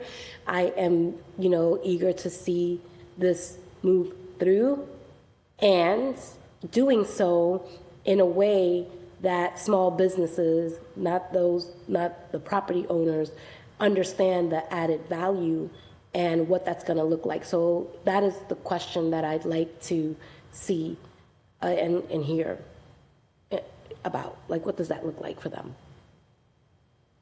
I mean, I did talk about the back and forth between the landlord and the tenant and showing that there's been proof of notice that they are receiving this exemption, having them sign a form that is provided by the city in all languages to Councilor Flynn's point, ensuring that that community outreach is actually taking place, following up, maybe utilizing our small business liaisons to basically have concierge service through this, or utilizing the tax center that Chief Rothenberg had mentioned.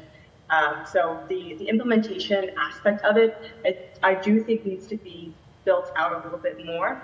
But just generally, that's the framework that I see. Yeah, and no, it is very important for me to ensure that if we were to do this, that cost is not being passed to somebody who owns a major corporation. Like, I really want this to benefit the barbershop and the corner store. So kind of like this is just an additional added layer to that protection, and that just something to offer and for you to consider is that as a result of this exemption, small businesses will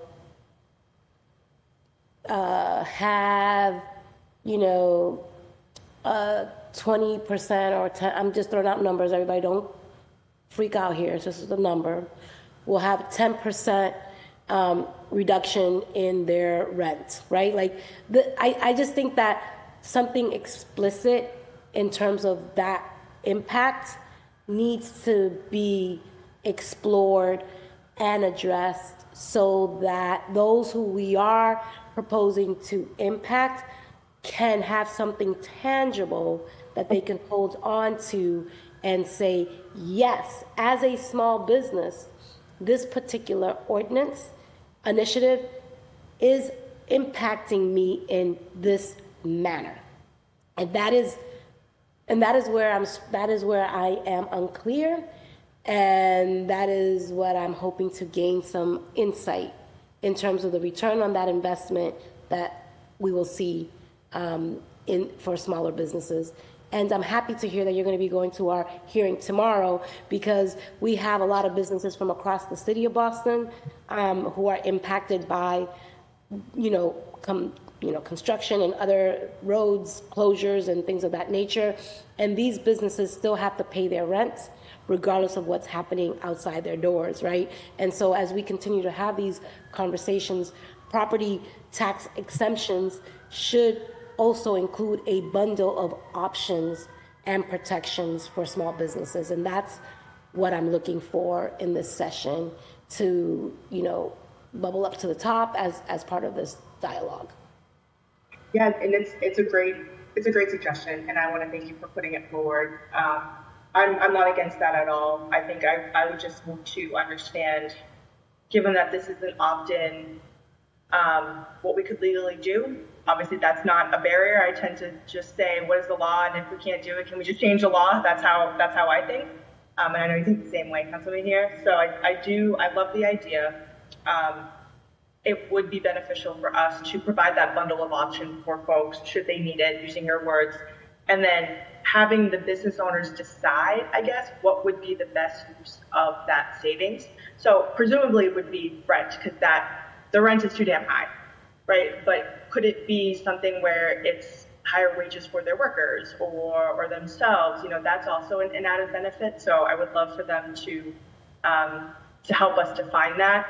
And we do have a couple businesses that are on the call that are waiting and to provide their testimony. And we did reach out to all the main streets. Granted, we're always soliciting comments if folks want to send it in and have thoughts, suggestions, and questions.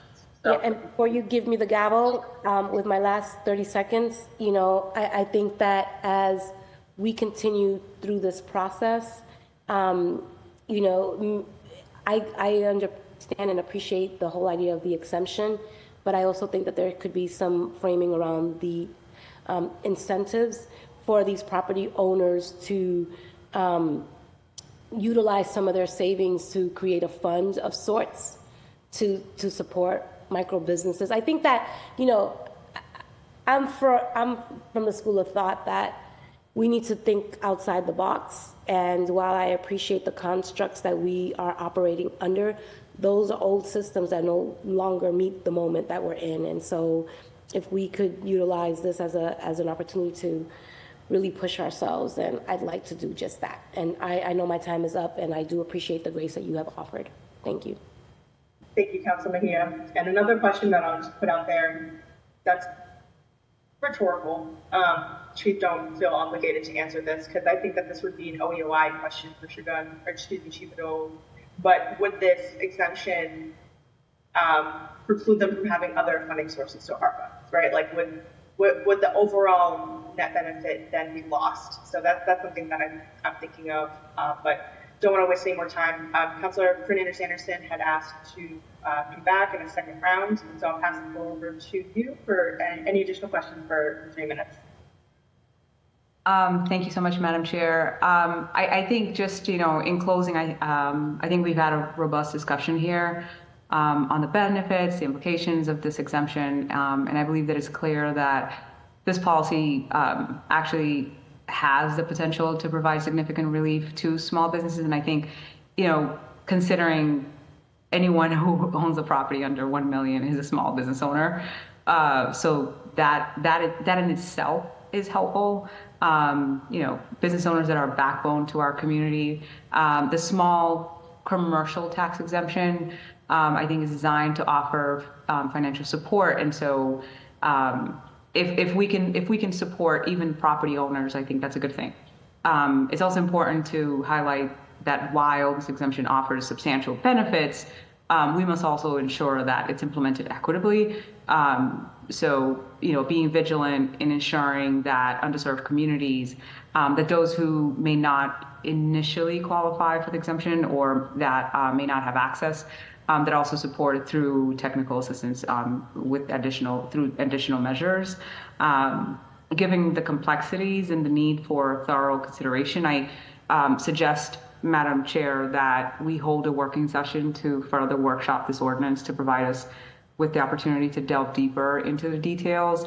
As I mentioned, the data, the research, understanding who would be impacted and possible ways of amending this to include in the ordinance itself, as you said, bake it in the ordinance to provide mandates that would actually benefit the business owners or the renters. So, we can gather more community feedback, refine the ordinance to enhance its equity and effectiveness, basically. So I would urge all of us to recognize the importance of it. I commend you, Madam Chair, for filing this so that we can act decisively and hopefully thoughtfully.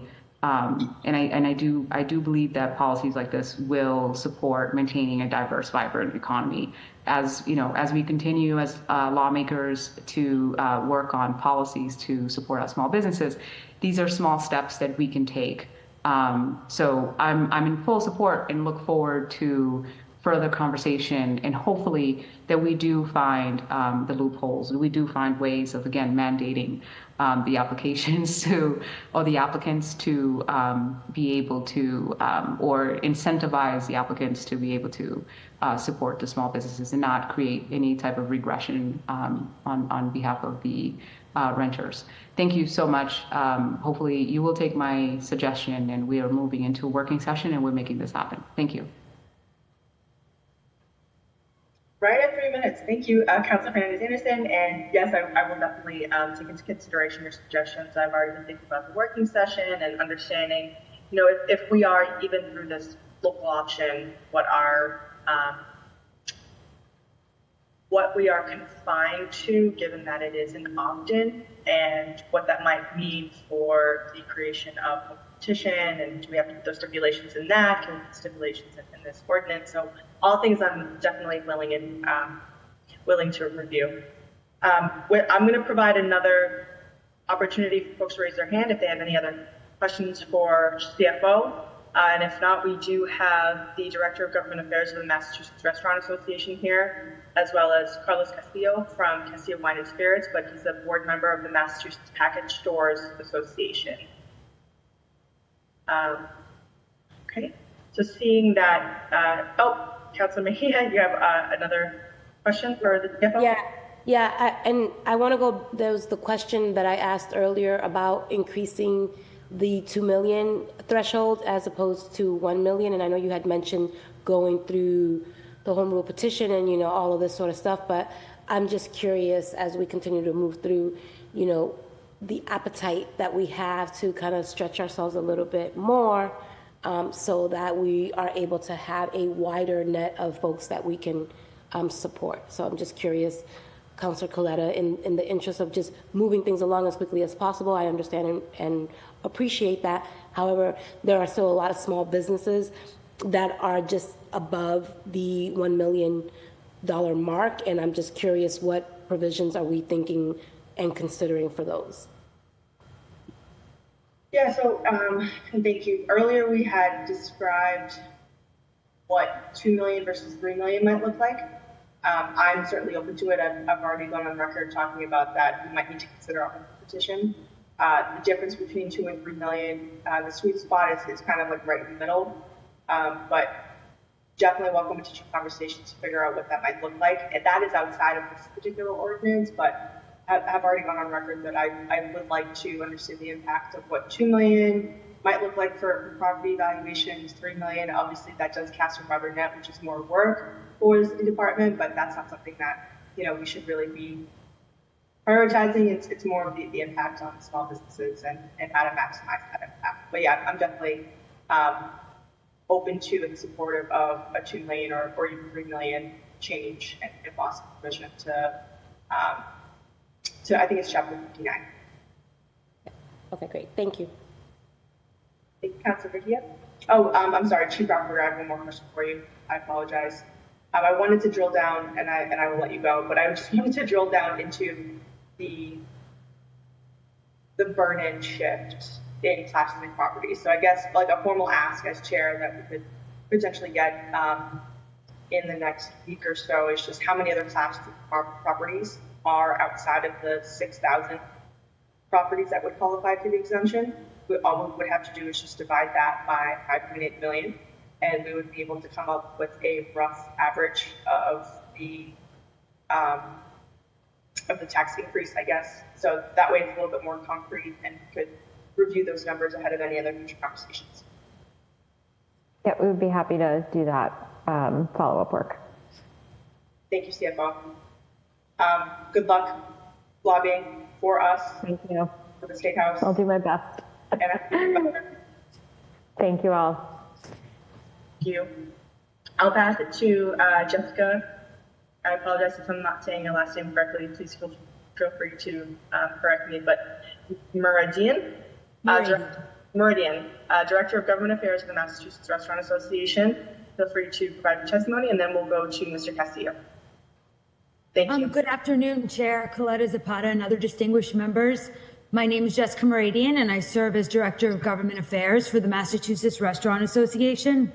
The MRA provides access, influence, and protection to restaurant professionals, allowing for the ultimate opportunity to lead thriving businesses throughout the Commonwealth. Thank you for the opportunity to testify on docket number 0925, an ordinance that would provide a property tax exemption for commercial properties occupied by qualifying small businesses in the city of Boston.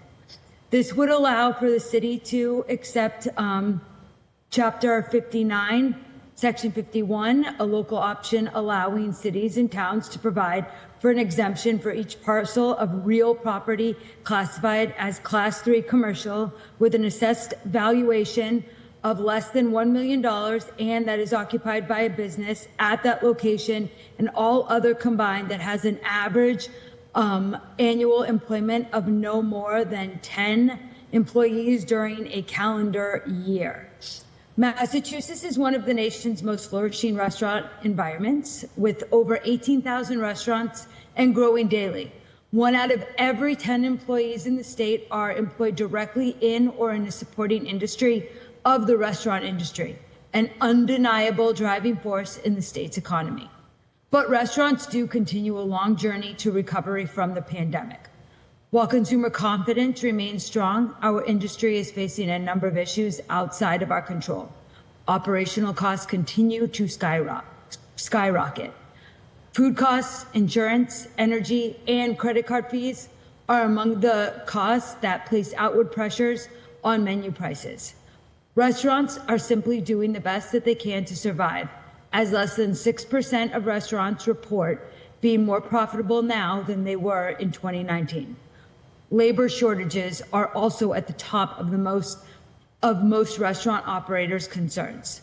While the Massachusetts Restaurant Association is supportive of this ordinance, as tax credits are helpful for small businesses, we believe that some work does need to be done in conjunction with the state to expand the idea of this tax credit and we are more than happy to help. I think our biggest concern is the 10 employee threshold, right? There are not many restaurants that run on less than 10 employees. And I really appreciate you listening and taking your time. Thank you. Thank you so much, Jessica, and I so appreciate you taking the time to be here and wait for your testimony. Are you available to stay for any subsequent conversation and questions? Yep. Awesome. Thank you so much. I'm really grateful also to have Carlos Castillo, who is the owner of Castillo Wine and Spirits. He's also a board member of the Massachusetts Package Stores Association. Mr. Castillo, you now have the floor for any remarks that you might have. Thank you, Councilor Coletta. I mean, I think this hearing was pretty amazing. I am on the MassPac board. I'm also the treasurer of Roxbury Main Street the last 10 years, and I directly rent to probably a few dozen small business owners in Boston and Dorchester, Mattapan, Roxbury, and Jamaica Plain. And I think all good intentions here, all headed in the right direction, but I think there are too many variables that are going to allow this to not be effective. What I mean by that, I heard early on that your intent is, you mentioned a small convenience store owner or barbershop. I rent to about 5 convenience store owners, and I can tell you that they all generate more than $1 million in revenue. So that kind of eliminates them right away. Also, how many small business owners actually own the property where they're renting, or where they're running their business? I can tell you that a lot of the properties that I own are assessed at over $1 million. And also the assessment of properties is a big variable. Nobody from the assessment department was here. So that's also a big concern. Councilor Ruzzi, when she spoke, mentioned triple net leases. The small businesses that I rent to are all on gross leases, are all on 5-year or more term leases, which means that whether you give me as a property owner a tax break, as those taxes were increasing over the years, I've been absorbing them. So I don't think likely most landlords would then say, okay, I get a tax break this year, but I'm going to lower your rent because of that. No, they're going to try and make up for the years where their taxes are raised. One of the other issues with the assessing department and being a property owner in Boston and working with Main Streets and the Restore program, I'll give you a quick example. We rented to 5 small businesses on Bowden Street in Dorchester, and we set them up with 5-year leases. We redid the facade of the buildings. The property taxes the year that we redid the building were $6,000. When we leased them and put these new tenants on 5-year leases, the property taxes doubled. And because these small business owners, immigrant business owners, women-owned businesses don't really understand the concept of triple net leases, I had to absorb all of that increase. So I think there are a lot of good intentions with everything you guys have put together, and everybody here that's spoken and said amazing things, but I think there's a disconnect. One is the threshold of $1 million. The other is the 10 employees, and who comes up with these parameters. And I'm sure that there's some logic or reason behind it that I'm not familiar with, but I would go as far as saying that this needs to be kind of further thought out, further discussed with people who are really directly hands-on. I would volunteer for it. I've been talking to different counselors about, instead of something like this, maybe getting rid of the personal property tax, because when it comes to communication from the assessment department, there is none. It's almost like it's a tax person coming to a small business where English may be the second language, so there isn't much communication. It's just a letter in the mail saying, hey, your property taxes are X, your personal property taxes are Y, and nobody says who determined that, how it got there, and if that's really true or not. So I think because you've been able to kind of put this ordinance together and bring all of the powers that be to hear it, to discuss it, to begin a conversation, I think this is the opportunity to really make something positive happen, and for the intended user, which is a small business. But I think there's a lot of, not flaws, but there's a lot of variables that will prevent this from being successful that we can actually work through. There's enough brain power on here that we can figure out a good solution to really impact a small business. Thank you. Thank you, Mr. Castillo. And this is exactly why we wanted your perspective. So again, just very grateful that you're here to answer our questions and provide that super informative take. And I just want to clarify really quickly, something was mentioned about revenue, small businesses generating over $1 million of revenue. Revenue is not considered as part of the eligibility requirements. To your point, it's properties up to $1 million with 10 or fewer employees.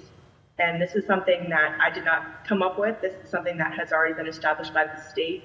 And so the city just saying, okay, let's opt into this. And so unfortunately, we can't change those parameters within this particular ordinance. But we have been talking about, and what I would love to learn from you is, how could we craft a potential home rule petition that would be helpful to you as a property owner? I guess how many properties do you have that are over $1 million, if you feel comfortable providing those numbers? How many of these small businesses have 10 or more employees? How many employees generally have you seen? And then the details about the actual cost, right? You talked about the siding and all of that, like how this could potentially help these tenants and what we could do to incentivize you to help the tenants is something that I'd be curious to understand. And then just really quick, Mr. Castillo, really quick, and then I also in the same, Jessica, if you would like, Miss Meridian, did I say that right? Awesome. If you could let me know if you have any facts or figures of restaurants in Boston in particular that obviously are probably over an evaluation of $1 million. How many average employees in a restaurant? I'm a former restaurant employee for 10 years, and I know that at least back of house is over 10. It doesn't even include front of house and management and all of that. So any facts and figures that could be useful in this conversation, that would be great. But I'll give it again to Mr. Castillo to answer those questions, and then go to my colleagues for any questions they may have. I guess what I'm having a hard time understanding is the correlation between a property that's valued over $1 million and 10 employees. Like, how does that make any sense? What am I missing? What does a property's value have to do with the number of employees? Every property in Boston, like the majority of properties here, are worth over $1 million. So does that mean that property has 10 employees? That makes respectfully no sense. No, so thank you again. So this is something that the state has already established that we're opting into, and it might not make sense for Boston, but we're here to figure out, okay, if this is not going to have the intended impact, then let's define together what would have a greater impact. And so right now, based on what is the law, right? The eligibility requirements say that each parcel of real property classified as Class 3 commercial with an assessed value of less than $1 million, there shall be an exemption equal to not more than 10% of the value of the parcel. So you would get a 10% exemption. But then it also has another stipulation that you would have to have less than 10 employees. And my guess for the makers of this at the time when it was passed was to really carve out help and benefits for those smaller businesses. And at that time, this is what they considered to be the most useful. But if it doesn't make sense for 2024, it doesn't make sense for 2024. And that, I feel like that's what I'm hearing from you, but correct me if I'm wrong. No, I still don't understand it. I mean, I hear what you're saying, where it might not make sense for Boston, but I think it just doesn't make sense for the state or for the country. I mean, I don't understand the connection between a property's value and that correlating to employees at the end of the day, and it not being tied to revenue. So, that's assuming that the small business, I can't even put 2 + 2 on this one, respectfully. And we could, if if it makes sense for us to consider revenue, if that's an added stipulation for a potential home rule petition that we put forward, that's something that we could definitely consider. Council Mejia, before you answer your questions, I did have questions for Mr. Castillo and Ms. Meridian, if you wouldn't mind answering that.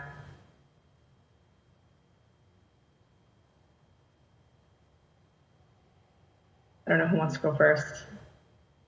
It just was if you have any facts or figures on your existing number of properties valued over 1 million, or what you're seeing generally, if you want to speak generally, of property valuations of some of these commercial properties, or the average number of employees, things that would be useful as we move forward into this conversation.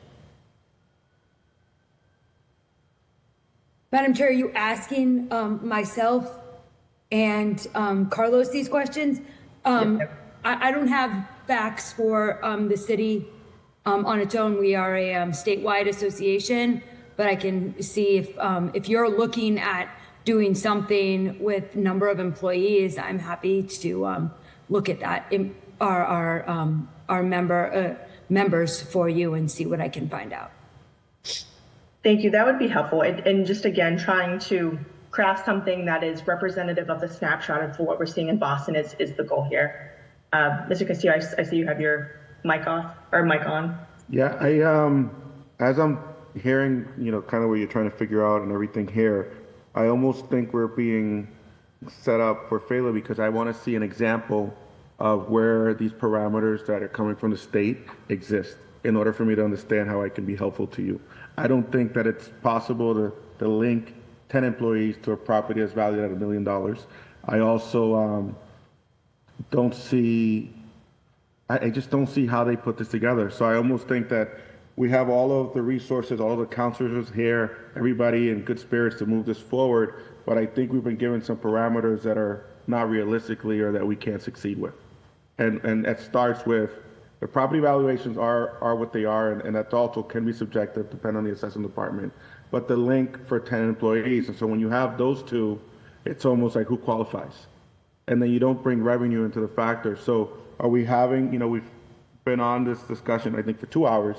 But if I step back and I didn't know what I know now 2 hours ago, I can say now, well, this isn't going to work because it's, there's no linkage between property value and the number of employees. And on top of that, the revenue, I don't know that revenue needs to be considered, but if you're talking about a small business who doesn't own a property, then how do you qualify that small business that's leasing?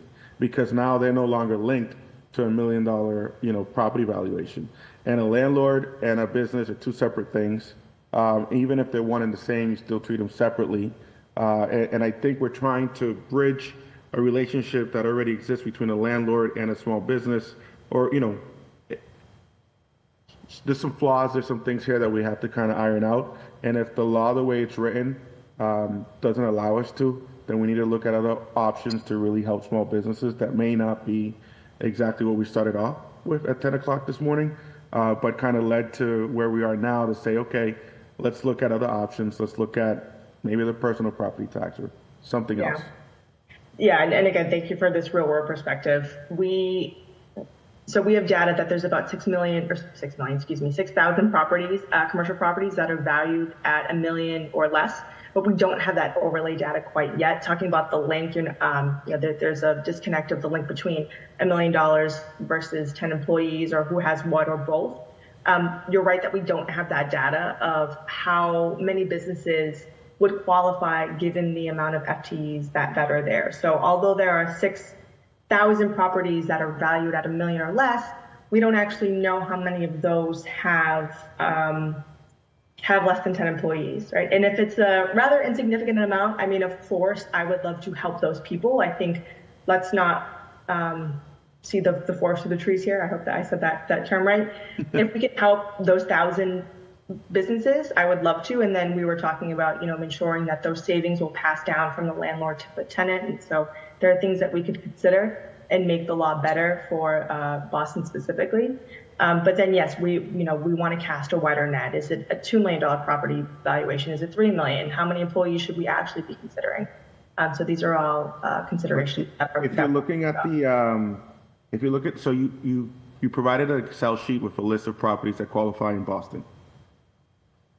So then essentially the benefit would be to those properties, period, right? And the hope is that those cost savings would be passed on to the tenant if the tenant is not the landlord, right? Correct. I think that's the intent.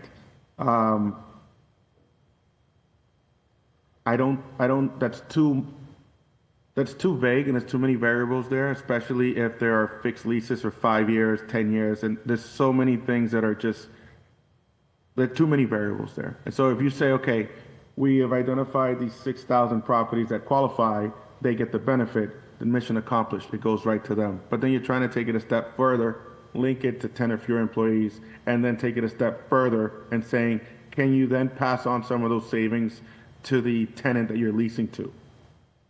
And then when we give you this, we want you to sign an acknowledgement that you then provide to the tenant so that they're aware that the city is giving you a tax break that we hope you give them a break on. But then that also leaves it vague because it's okay, we just did the roof or we just got assessed the year before for an increase of 10 to 15%, and I couldn't pass that on to that tenant. So this saving is actually something that I'm saving. So you can't have, you're either going to help the landlord and look at him as a small business owner, or you're going to do something that's going to help the tenant, and then they're both going to have some kind of a benefit. But you're not going to necessarily link both of them together. The way you're describing the statute or whatever parameters you've been given by the state in terms of $1 million property valuation, 10 employees or less. They kind of have us boxed in. I see, and thank you. We're taking copious notes and want to be sure to have your voice in the conversation moving forward. Councilor Mejia? Yeah. Any questions? Yeah, I just want to underscore, and I think that, and I do appreciate those who are doing the work, participating in the process. So thank you, Councilor Zapata. Coletta Zapata for including their voices into the mix. I think it goes right back to my initial question in regards to 1 million versus 2 million, and then also going into the number of employees with the threshold being 10. And while I understand the restrictions that we are working under, I think that if our hope is to have the greatest impact, then instead of trying to do something that is just to meet the most immediate need, that I think we have an opportunity to pause. And if the greater impact is to increase the threshold, not just with the revenue around the property value, but also the number of employees, because even 10 employees, under 10 employees, that is also a difficult measure to kind of hold ourselves accountable to. Because if that then will limit businesses from being able to grow. And I think Jessica had also mentioned for a small mom and pop, or even not so much so small mom and pop, but restaurants, more than 10 employees are working in those spaces. So I think if we want to do this, and if we have a moment to really re-strategize and retool this in a way that addresses some of the concerns that Mr. Castillo has raised, as well as Jessica and the previous points that I made in my earlier comments, that I think that I would rather focus, as to Councilor Anderson mentioned, a working session where we're able to really tweak it instead of just going in it's 1 million and 10 employees. Let's push ourselves to say, let's revise the language and update the work so that it can make the impact that we're seeking in this moment in time. And so I'm gonna just throw that out there for consideration. I'm gonna continue to say that throughout the entire process, because I think in order for me to be all in and gung-ho about this, I want to make sure that we are listening to all stakeholders, and that even having some smaller business renters, helping to inform kind of this conversation and their relationship with the property owner. I think that could be a really good next step for even, a second hearing or a working session where we're bringing in multiple voices. I think would really help us flush things through. So I just want to go on record in saying that, I think I have seen that we have plowed through a lot of things on the council in the last 6 months. I am always going to be the voice of let's making sure that we're looking at the unintended consequences of something, that we're being as thorough as possible. I would rather slow things down and get things right than rush a process and then having to fix things because we didn't have the time and energy to address it beforehand. So just want to go on the record that is my advice as we continue to go through this process. Thank you, Councilor Mejia. And just to respond, and then we'll go to Councilor Fernandez-Anderson. I do, I will definitely consider that. Obviously, there's a lot to think about and to talk about. I think at the end of the day, before we decide to make a decision to do just home rule petition over the ordinance, because I don't really see the downside in at least attempting to do both. So both the ordinance opt into that and the home rule petition option. I want to quantify the potential impact. So when we're talking about this universe of 6,000 properties, I would love to get more information about how many businesses are there, how many businesses that are there that have less than 10 employees. So if I feel like that number is significant, and any number to me is significant, so I'll just put that out there.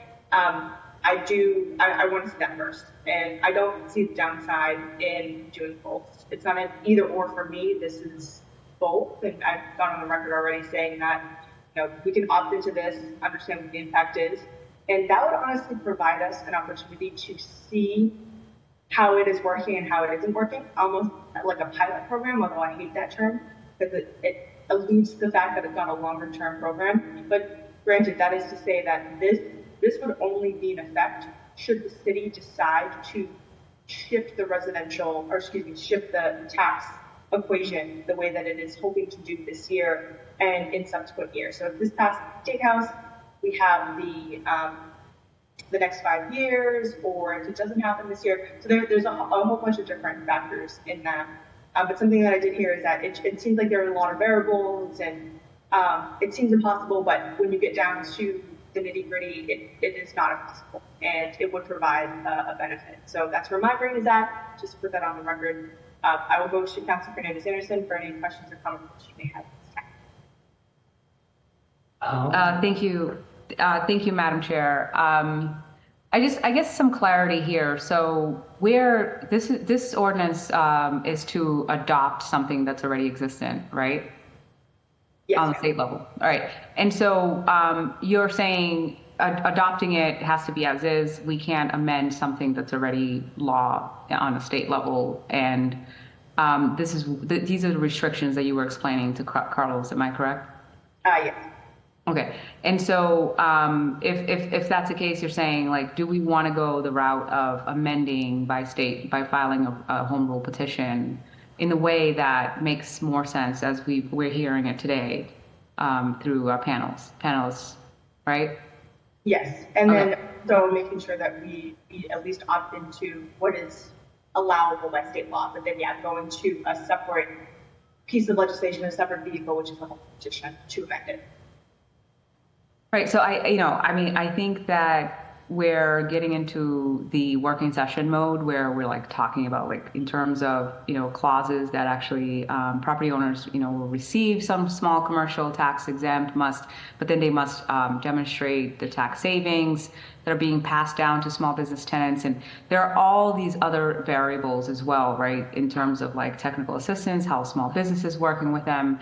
We've talked back and forth about the data and really looking at the impact. And I did hear Carlos's point about, the correlate, the disconnect or the miscorrelation in terms of between commercial property owners that the numbers of employees that they may have or whatever, or the small businesses have. So like there is a disconnect there. I think at this point it's just for us to go ahead and look at the pathway. But I also hear your point about like, wait, do we stop this as a good thing?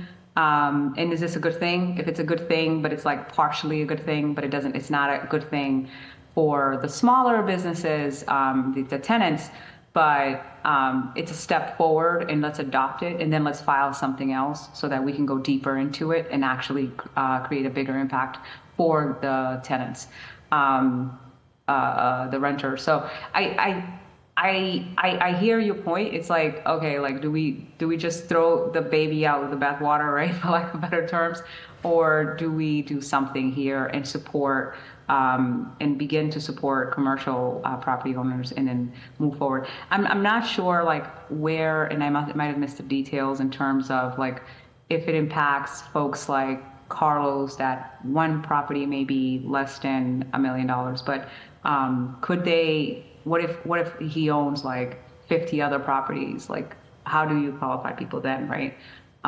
Is that in there? Did I miss that? It is not, but this was a question that we brought up in the last working session on tax classification. He would get the exemption.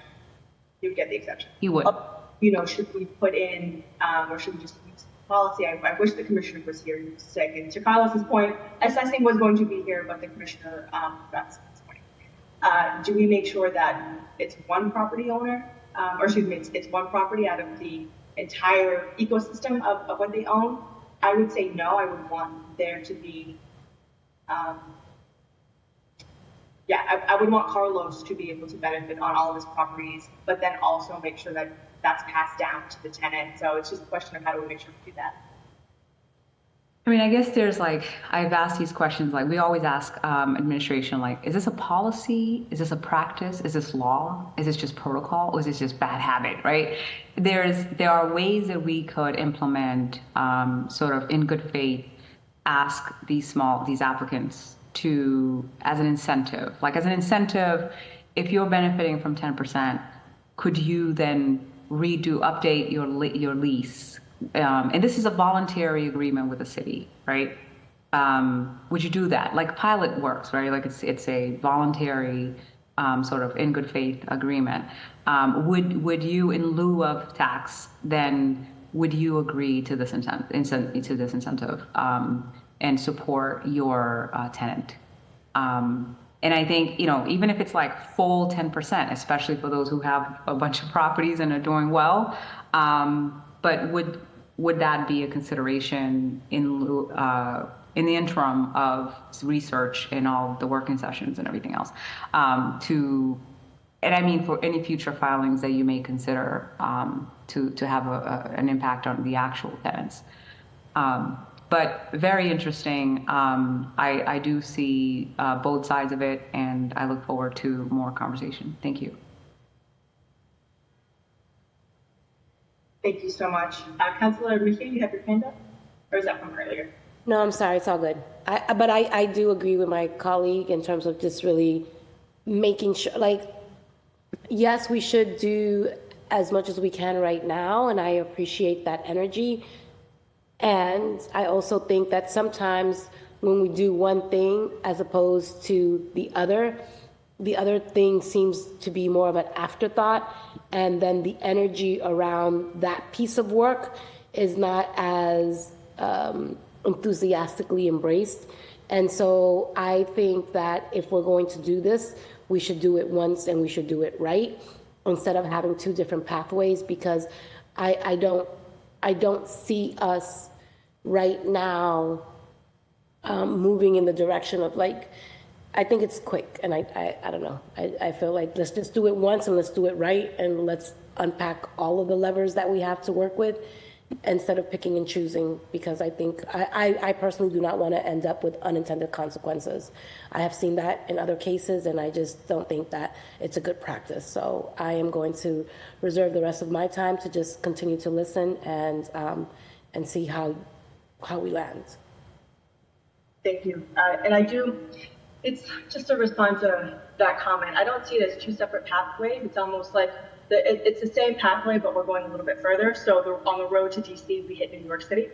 And that way, we just go a little bit further. And I do think it's worthwhile to embark on that journey. Mr. Castillo, I see your hand is up. If you have any closing comments, just because we do have public testimony, I want to be mindful of their time as well. Councilor Fitzgerald mentioned, I think, a statistic where this has only been implemented or been successful in 2.5% of municipalities. And I don't know if I've mixed up that percentage, but it goes back to a question I asked earlier. If we can see data where this has been successful, then it'll help us make a decision in terms of, yeah, it may not be a one size fits all, but it did have a positive impact, on X amount of businesses. So it may help a few businesses, and if so, then it is in essence successful. But in order to come to that conclusion and be open-minded about it, I think it'd be important for us to see its success rate. Yeah, that's a fair point. And we had figured out that there were 14 towns and municipalities across the city of Boston. I don't have them, or in the Commonwealth of Massachusetts, that have done this. And there was a Department of Revenue report that was released about its effectiveness, but that was back in 2004. And so what I had said earlier is that I'm open to going to the DOR and asking them to provide an updated assessment of the effectiveness of this. I think that the most parallel municipality would probably be, based on population, would be Braintree. There's a couple of other ones. I know that North Attleboro has also done this, but they used a 5% exemption, which is not something that we have also considered. So there's a lot of, to your point, there's a lot of information that we can look at, and I am open to more. I'm not looking to move this forward anytime soon. Obviously, with the potential passage of the tax classification home rule petition Foods Committee, the time is of the essence for implementation. So I appreciate you and Jessica for coming in and providing your perspective. Really and truly, this makes for better policy, having your voices here. So thank you so much.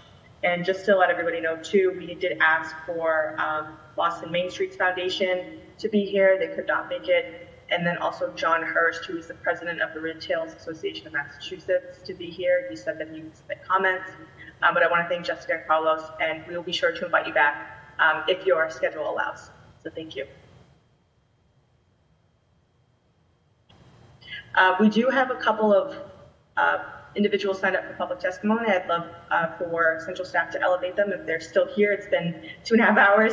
But Brad Brown, owner of Blue Frog Bakery, say that 3 times fast, of Green Street in Jamaica Plain, and Jeffrey Ferris, owner of Ferris Wheel Bike Shop on South Street in Jamaica Plain as well. They are here, and any other individuals who have signed up for testimony, we're going to have you speak for 3 minutes, and really grateful for your time. I see Brad has been let in, so we'll go to you first.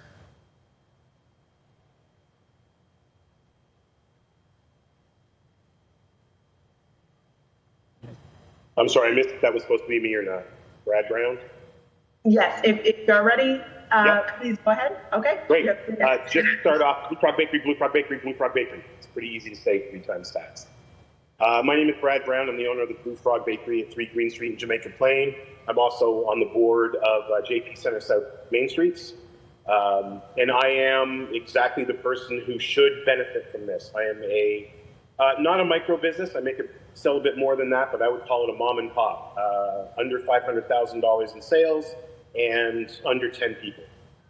And as I hear from this issue, from what I've heard today, something that got glossed over, I think, is that all of the businesses in the building have to qualify. So if I'm in a building with a 7-Eleven or a CVS, I am not going to qualify because they don't qualify. Also, if I'm in a building, I find it hard to believe there are 6,000 buildings in Boston that are valued at under $1 million. We have a pretty small building here. It's got 3 tenants. And I know because I see our tax bills when I get them from my landlord that we're valued at over $1.5 million. But if I was my same bakery in a brand new 10-unit condo building, I wouldn't qualify. So I think there's a lot of potential here to disqualify a lot of people. And I don't think it's going to have the impact that we hope it does on the businesses that are eligible, simply because, next door, 6 months ago, we had a small restaurant in our building. They closed. They had less than 10 employees, and I think all three of us would have qualified. Now there's a chain restaurant opening up in there, and they're going to have more than 10 employees. So again, the two smaller businesses aren't going to qualify. Other than that, the only other thing I have to say is that when it comes to implementing this, if you decide to implement this, and the tax people have to get out there, and I don't remember which department it was, but they have, 5 employees now, and they're 3 short or 4 short, the tax assessors or whoever it is. They're going to be working 5 days a week straight for 6 months or something to get all this info. The Main Streets organizations, the 20 Main Streets organization in Boston have that data. They know their people, they know their businesses, they speak to the businesses, they speak the languages of the businesses. So I would urge City Council, I would urge you to use the Boston Main Streets, and not the Boston Main Streets Foundation. They're a little bit higher than we are, up, in the stratosphere kind of thing, but the actual 20 Main Streets organizations, 20 executive directors of those Main Streets are the boots on the ground that have this information and have the relationships with those businesses. And just in closing, I would urge you to do whatever you can to help small businesses, the mom and pops, the micro businesses. Every dollar that comes in that I get to keep, I spend in the neighborhood. So yeah, that's all I came here to say. Thank you so much for taking time out of your busy day to be here and provide that perspective and testimony. We'll be sure to keep you involved in the conversations moving forward, and appreciate you uplifting the Main Streets organizations. We did reach out to everybody individually to be here. I know it's a busy time, but we'll be sure to inform them of future conversations so that more folks can potentially join in. Thank you so much, Brad. Really, truly appreciate you and everything you do for the Jamaican Plain community. Jeffrey Ferris is next. He's the owner of Ferris Wheels Bike Shop. If he is on the call, I'd love to hear from him. He's no longer on Zoom. Okay. And then I also have Gina Mavuli, who is a small business owner from Rosendale. Is she on the call? She's not on either. Okay. This is the downside of having a robust and thorough conversation. You tend to lose people as the day goes on. Anybody else that's been signed up for public testimony? Nope. Okay, with that, I think seeing that it's been 2.5 hours, I'm just really grateful for my colleagues for their time. I do intend to have additional conversations on this. I'm grateful for the various perspectives and folks that took time out of their day to be here. This will stay in committee. Working session to be determined. I know the dockets are the schedule's filling up. So with that, I will just say that this hearing on docket 0925 is adjourned. Thank you, everybody. Thank you.